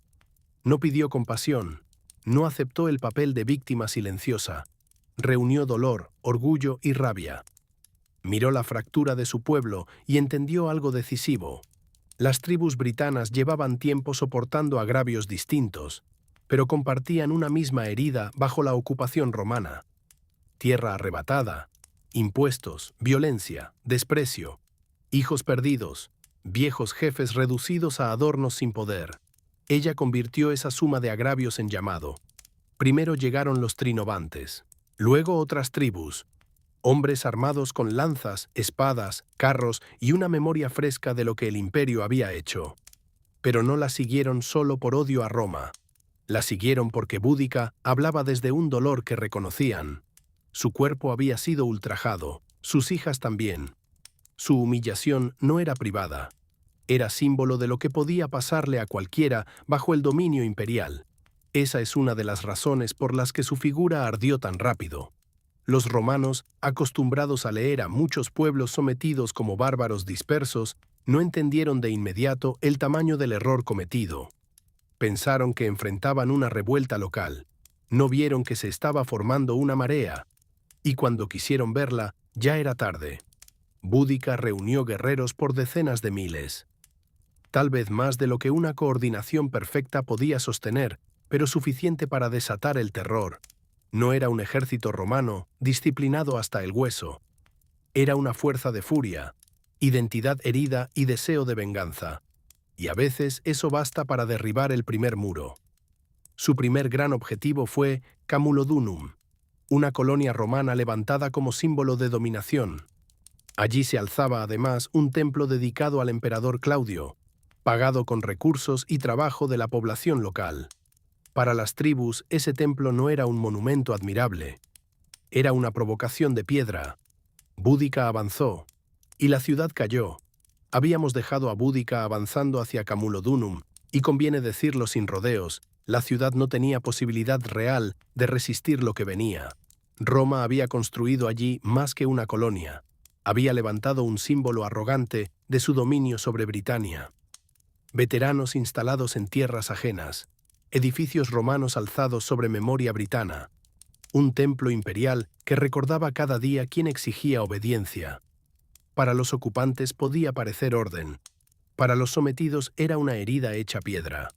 Cuando el ejército de Boudica descendió sobre Camulodunum, no fue una simple operación militar, fue una descarga acumulada de humillación. Los colonos, convencidos de que su posición estaba garantizada por el poder de Roma, no habían preparado defensas a la altura del peligro. La ciudad estaba expuesta, mal resguardada, demasiado segura de sí misma. Confiaba en la distancia, en el prestigio imperial y en el temor que inspiraba el nombre romano. Pero el miedo había cambiado de dueño. Los pocos defensores improvisaron como pudieron. Algunos buscaron refugio en el templo de Claudio, imaginando que sus muros podrían sostener lo insostenible. No pudieron. Las fuerzas de Boudica entraron con una violencia que ninguna ceremonia imperial podía detener. Camulodunum ardió. Sus calles se llenaron de humo, gritos y venganza. Los edificios cayeron. Las estatuas fueron derribadas. Los símbolos de Roma se rompieron, como si romperlos fuera también una forma de respirar de nuevo. Y no hubo piedad. Eso es importante entenderlo, aunque incomode. La rebelión de Boudica no fue limpia ni compasiva. No se presentó al mundo como una protesta ordenada con límites morales reconfortantes para el lector moderno. Fue una explosión feroz. Hombres, mujeres y niños ligados al mundo romano murieron. La rabia no distinguió demasiado. No era una guerra medida, era una represalia total. Para Roma, aquello fue una alarma insoportable. Las noticias viajaron con rapidez. El gobernador Suetonio Paulino se encontraba lejos, en campaña en otra región, cuando supo del desastre. Pero antes de poder reaccionar, la llama ya había crecido demasiado. Camulodunum no fue el final. Fue la señal de inicio. Boudica comprendió que el tiempo corría a su favor mientras la respuesta romana seguía dispersa. Y se movió hacia un objetivo todavía más importante: Londinium. Londinium era joven, pero ya vital. Había prosperado como centro comercial y administrativo. Sus calles reunían mercancías, funcionarios, mercaderes, riqueza y movimiento. No era solo una ciudad. Era un nodo del poder imperial en Britania. Si Camulodunum era un símbolo, Londinium era un corazón palpitante. Suetonio llegó a tiempo para verla en peligro, pero no a tiempo para salvarla de verdad. Evaluó la situación con frialdad militar. Tenía pocas fuerzas, demasiado pocas. Defender Londinium le parecía imposible. Así que tomó una decisión que, desde su lógica, era razonable y desde la experiencia de quienes quedaron atrás, brutal. Abandonó la ciudad. Pensemos en ese momento. Los habitantes esperan ayuda de Roma. Roma aparece. Roma mira. Roma se retira. Quedan atrás quienes no pueden marcharse rápido. Quienes no creen aún que el peligro sea tan grande. Quienes confían demasiado en el orden imperial. Quienes no tienen a dónde ir. Ancianos, comerciantes, familias, enfermos, ciudadanos demasiado lentos, demasiado incrédulos o demasiado desafortunados para escapar. Entonces llega Boudica. Su entrada en Londinium fue devastadora. No había murallas salvadoras, no había defensa sólida, solo una ciudad abierta al castigo. Y la reina britana hizo de ella una advertencia. Las llamas subieron, los edificios colapsaron, el saqueo se mezcló con la matanza. Todo lo que representaba la presencia romana fue atacado con una intensidad casi ritual, como si destruir esa ciudad fuera exorcizar una ocupación entera. Los relatos romanos, por supuesto, cargan el horror en sus descripciones. Y con razón, en parte. Porque fue un horror. Hubo sangre, fuego, persecución, cuerpos caídos por todas partes. Roma, que tantas veces había llevado esa clase de sufrimiento a otros pueblos, lo estaba probando ahora en su propia carne provincial. Y lo que más aterraba no era solo la violencia. Era el hecho de que la ejercía una mujer al frente de una coalición que se negaba a aceptar su lugar de vencida. Eso tocaba una fibra especialmente sensible en el imaginario romano. No bastaba con que Britania se alzara. Se alzaba además bajo el liderazgo de una reina que había convertido la vergüenza en motor de guerra. Cada victoria suya desmentía el relato imperial de control total. Después de Londinium vino Verulamium, otra ciudad ligada al orden romano. Otro objetivo expuesto, otra caída. El patrón se repitió. Ataque veloz, destrucción profunda, muerte extendida. Los restos arqueológicos modernos todavía muestran señales del gran incendio. La tierra guarda memoria donde los libros a veces exageran o callan. Hay capas de ceniza que dicen, en silencio material, que aquello ocurrió de verdad. Roma empezó a temblar, y no era solo una forma de hablar. El golpe psicológico fue enorme. El emperador Nerón, según algunas tradiciones, llegó a considerar la posibilidad de abandonar Britania por completo. Tal vez sea un rumor engrandecido por la posteridad, tal vez no. Lo importante es que la idea misma resultara imaginable. Boudica había logrado algo extraordinario, hacer parecer vulnerable a un imperio que se presentaba como destino inevitable. Pero aquí aparece la otra cara de la revuelta. Cada victoria fortalecía el mito de Boudica, pero complicaba su realidad militar. Su ejército era inmenso, sí, pero también desigual, difícil de coordinar, arrastrado por el impulso del éxito y cargado con problemas de organización. No era una máquina de guerra profesional. Era una masa poderosa, feroz y convencida, pero no siempre disciplinada. La furia puede incendiar ciudades. Mantener una campaña más larga exige otra clase de estructura. Mientras tanto, Suetonio no había desaparecido. Estaba reuniendo fuerzas, legiones endurecidas, tropas que sabían obedecer bajo presión, soldados formados para resistir el caos y convertirlo en ventaja. A diferencia de la fuerza de Boudica, el ejército romano no necesitaba ser enorme para ser letal. Necesitaba terreno favorable, tiempo y disciplina. Eso fue exactamente lo que buscó. Eligió con cuidado el lugar donde presentar batalla. No correría a enfrentarse a la marea britana en campo abierto, donde el número podía aplastarlo. Esperaría, estudiaría, reduciría las posibilidades del enemigo. Ese es el tipo de paciencia que distingue a un general peligroso de uno impulsivo. Boudica, en cambio, avanzaba impulsada por el éxito y por algo más profundo todavía: la necesidad de no detenerse. Cada ciudad quemada era una forma de justicia. Cada ruina romana parecía responder a una humillación previa. Pero en esa misma intensidad latía un riesgo. El ejército que destruye con pasión no siempre sabe frenar, reorganizarse y escuchar la lógica fría de una guerra prolongada. Aún así, antes de la gran caída, hubo un momento en que todo pareció posible. Imaginen esa Britania temblorosa. Colonias romanas convertidas en ceniza, rutas alteradas por la noticia del desastre, funcionarios aterrados, poblaciones huyendo, el nombre de Boudica repitiéndose como una amenaza creciente. Una reina que había sido azotada y humillada ahora arrastraba tras de sí un vendaval humano. Para muchos britanos debió de parecer que, por fin, Roma podía ser expulsada. Ese es uno de los momentos más poderosos de toda su historia. No porque la victoria final estuviera asegurada, sino porque durante un breve tiempo el mundo cambió de forma. Lo imposible dejó de parecer imposible. El imperio dejó de verse eterno. La venganza dejó de ser sueño. Y todo eso ocurrió por la voluntad de una mujer que Roma había tratado de quebrar. Pero toda tormenta encuentra un borde. Suetonio ya estaba listo. El terreno estaba elegido. Las legiones estaban formadas. La batalla final se acercaba, y en ella no se decidiría solo el destino de una rebelión.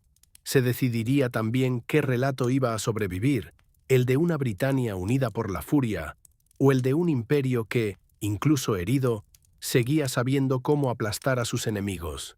Después del fuego vino el hierro. Después de las ciudades ardiendo, el cálculo. Roma había dejado de improvisar.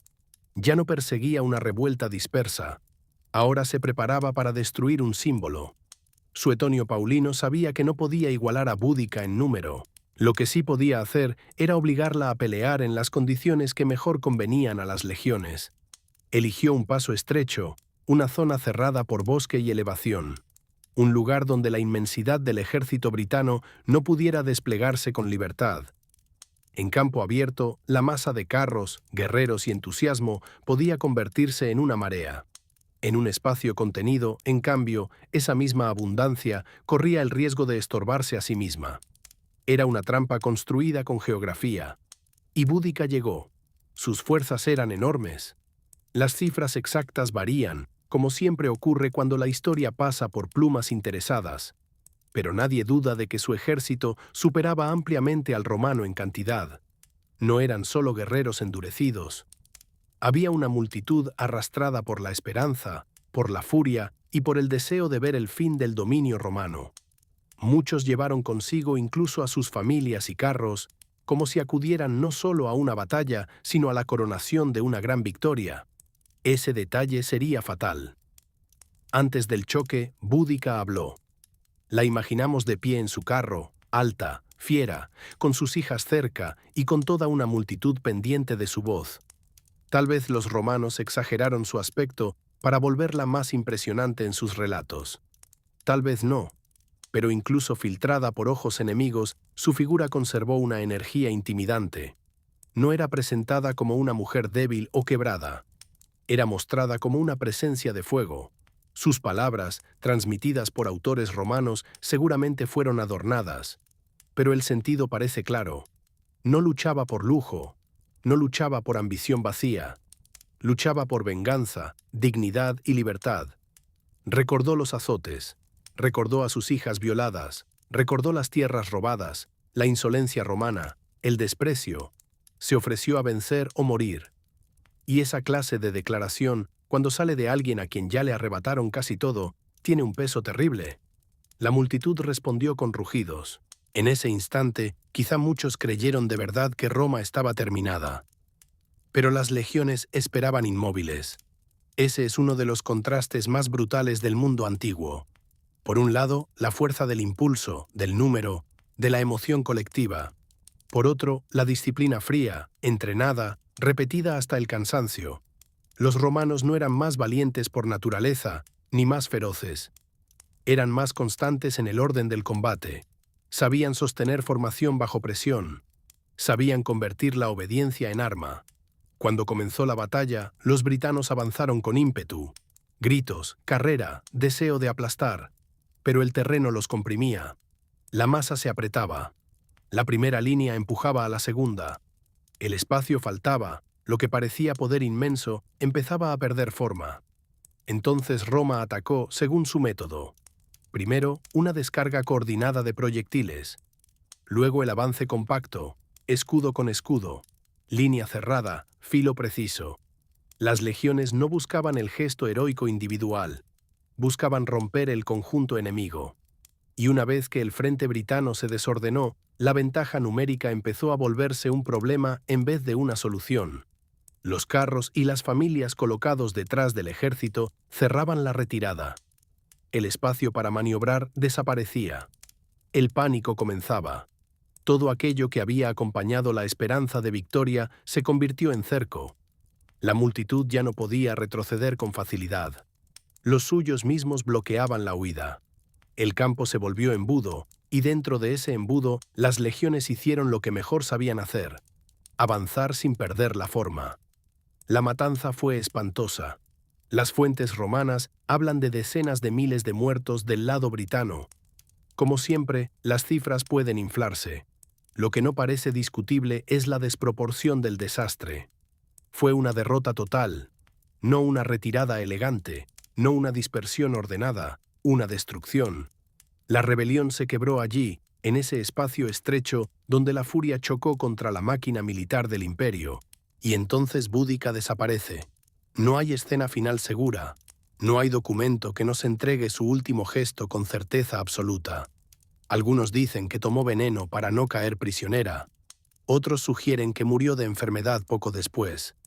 Lo que importa es que no fue exhibida en Roma, no fue arrastrada como trofeo, no fue reducida públicamente a advertencia.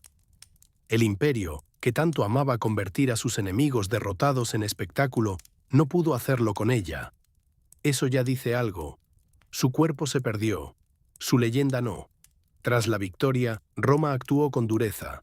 Reorganizó la provincia, castigó, aseguró caminos, guarniciones, controles. El mensaje era claro. La rebelión había sido aplastada y no volvería a repetirse tan fácilmente. Pero debajo de ese restablecimiento del orden quedaba una verdad imposible de borrar. Durante un tiempo, una reina britana humillada por Roma había incendiado ciudades, destruido colonias y obligado al imperio a retroceder sobre sí mismo. Eso no se olvida. Incluso los historiadores romanos, que no tenían motivo para embellecer a una enemiga peligrosa, le concedieron una grandeza severa. La describieron con respeto, mezclado con miedo. Vieron en ella algo que no podían reducir del todo al estereotipo cómodo del bárbaro salvaje. Había agravio legítimo en su causa. Había fuerza real en su liderazgo. Había una magnitud en su respuesta que obligaba al adversario a reconocerla. Con el tiempo, Boudica dejó de ser solo una rebelde derrotada, se convirtió en símbolo. Para algunos, símbolo del precio de la opresión. Para otros, ejemplo de resistencia nacional. Para muchas miradas posteriores, figura de una mujer que no aceptó el papel que el poder le asignaba. Una madre herida que transformó el dolor en guerra. Una reina que se negó a arrodillarse. La historia, por supuesto, también la convirtió en mito según las necesidades de cada época. Fue recuperada por discursos patrióticos, por lecturas románticas, por relatos imperiales que la domesticaban incluso al admirarla.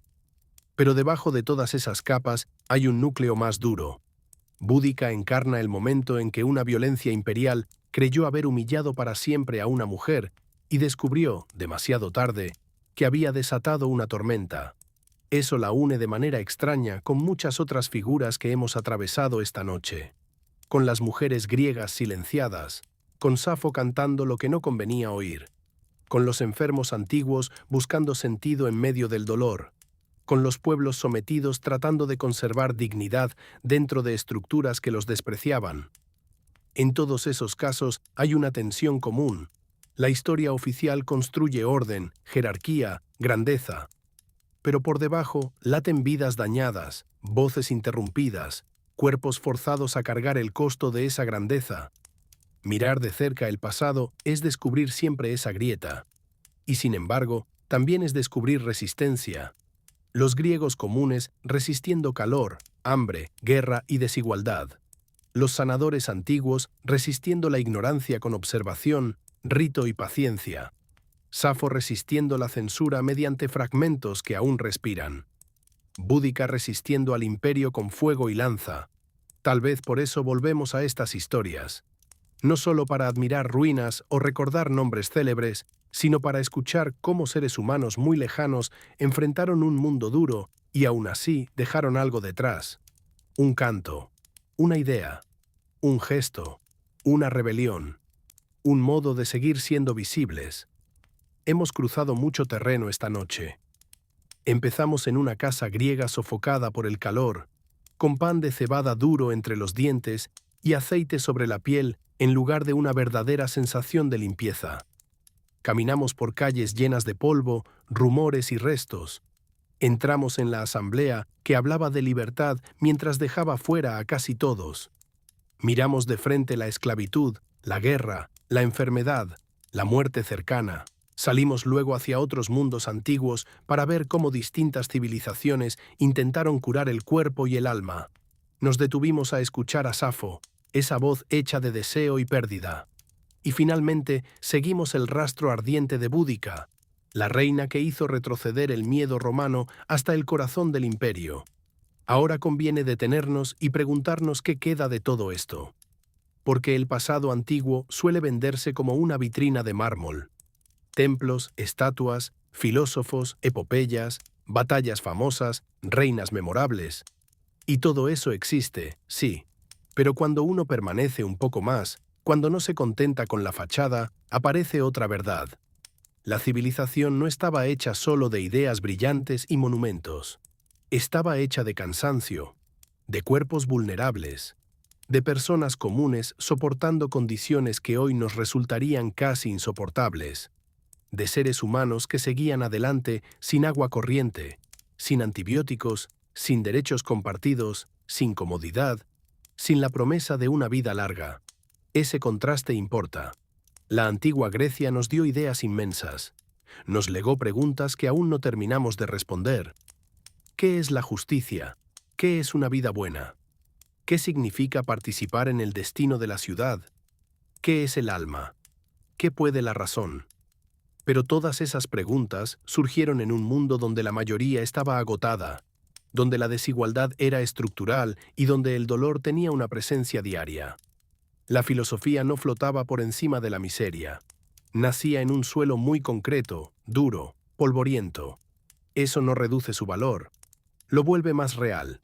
Lo mismo puede decirse de la medicina antigua. A menudo se la recuerda por sus errores y en parte es justo.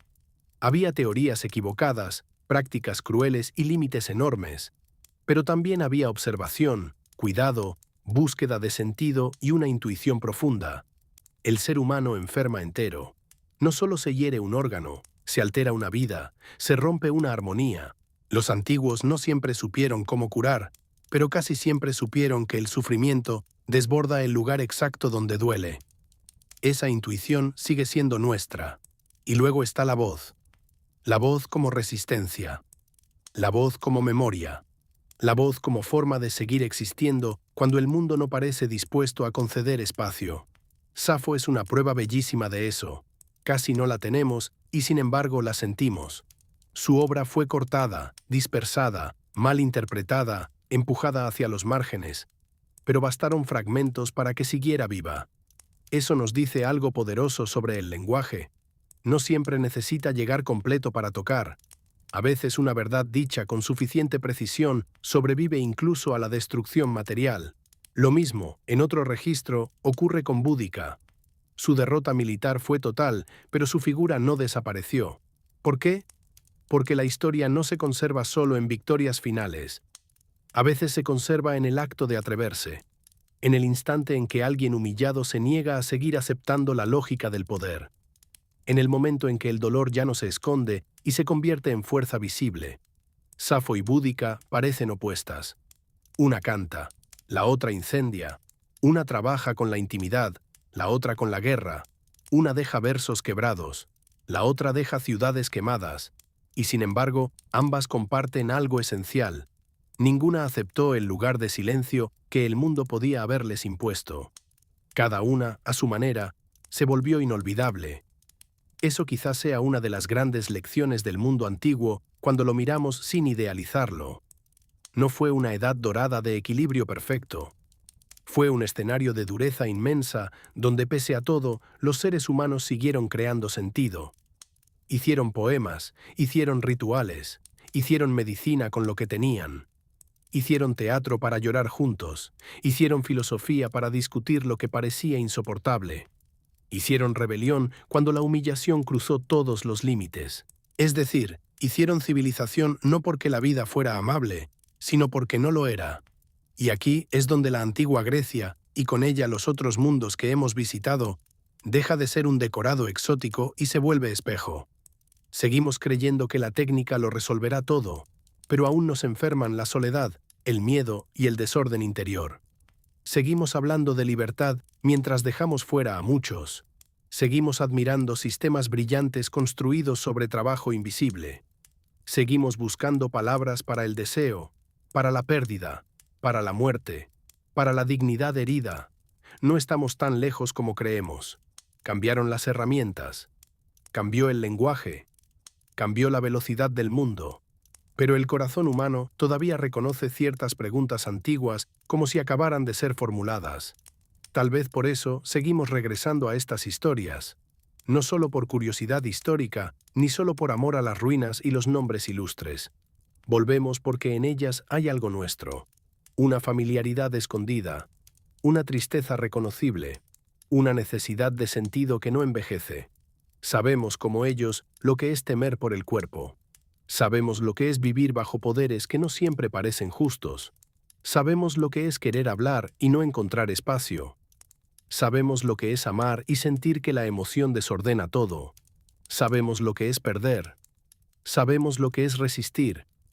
Y quizá por eso la historia, cuando se cuenta de verdad, no sirve solo para aprender fechas o admirar monumentos.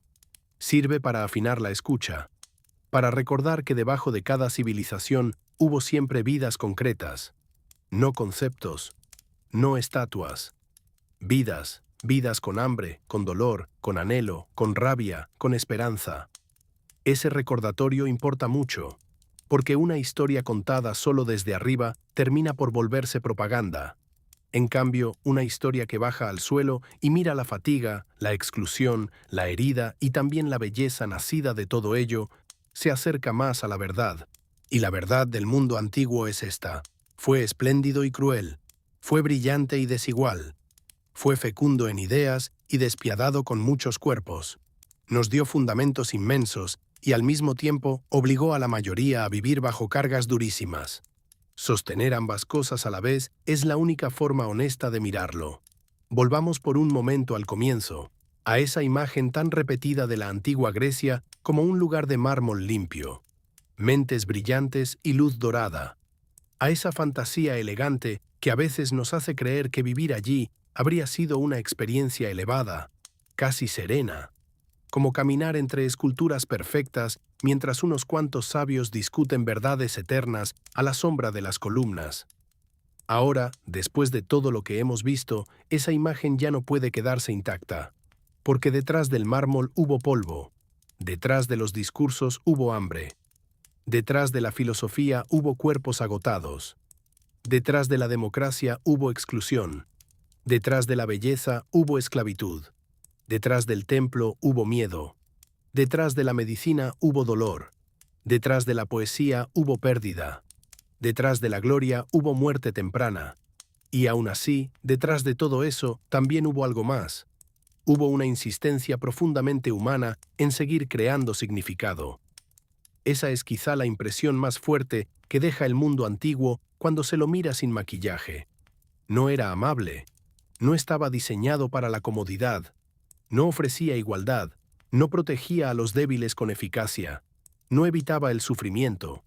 Y sin embargo, en medio de esa dureza, nacieron ideas, cantos, sistemas de pensamiento, formas de arte, preguntas filosóficas y gestos de resistencia que aún hoy nos acompañan. Así que volvamos a la pregunta sencilla y brutal. ¿Duraríamos un solo día allí?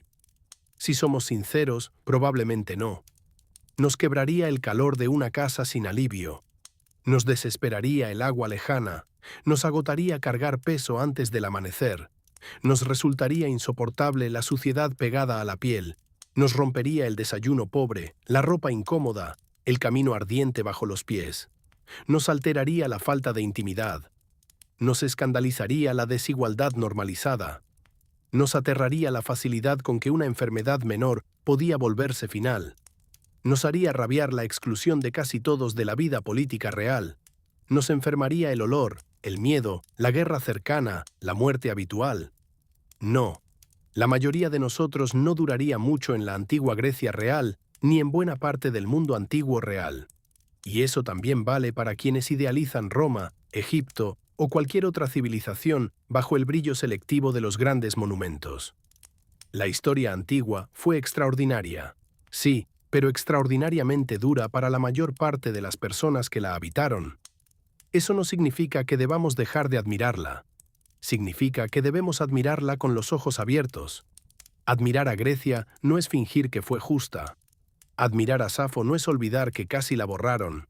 Admirar a los antiguos sanadores no es ignorar sus límites. Admirar a Búdica no es negar la violencia de su revuelta. Admirar una civilización no es absolverla. La verdadera madurez histórica empieza cuando somos capaces de sostener la belleza y el horror en la misma mirada. Eso es lo que intentamos hacer esta noche. Miramos a Grecia y vimos su grandeza, pero también sus grietas. Miramos la medicina antigua y encontramos intuición, ritual y coraje junto a error e impotencia. Escuchamos a Safo y comprendimos que una voz puede sobrevivir hecha pedazos. Seguimos a Búdica y vimos cómo una mujer humillada podía obligar a un imperio a recordar que también sangra. Cada una de estas historias nos deja una enseñanza distinta, pero juntas forman algo mayor. Nos muestran que el pasado no está hecho de figuras inmóviles, sino de tensiones. de personas tratando de vivir dentro de estructuras injustas, de mentes brillantes nacidas en condiciones ásperas, de belleza escrita con manos cansadas, de dignidad defendida en escenarios hostiles, de humanidad, en suma, atravesando el caos sin renunciar del todo al sentido.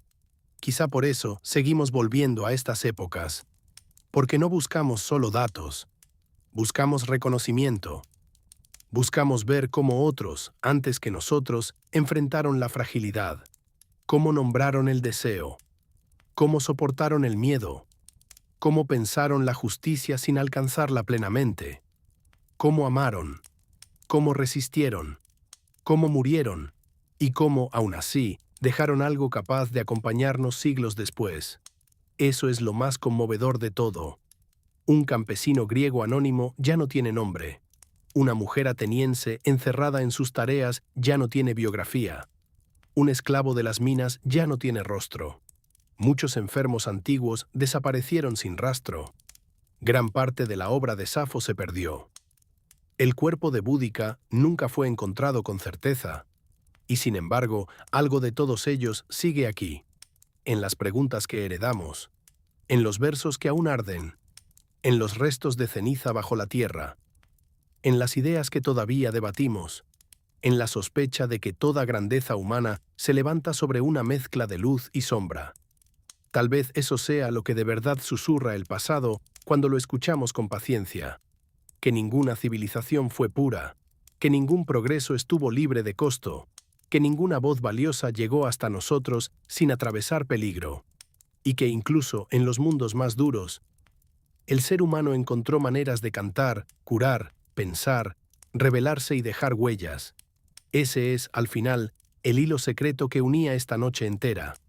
La casa sofocada de Grecia, el santuario del sanador, la lira de Safo, el carro de Boudica. Distintos escenarios, distintas vidas, un mismo impulso.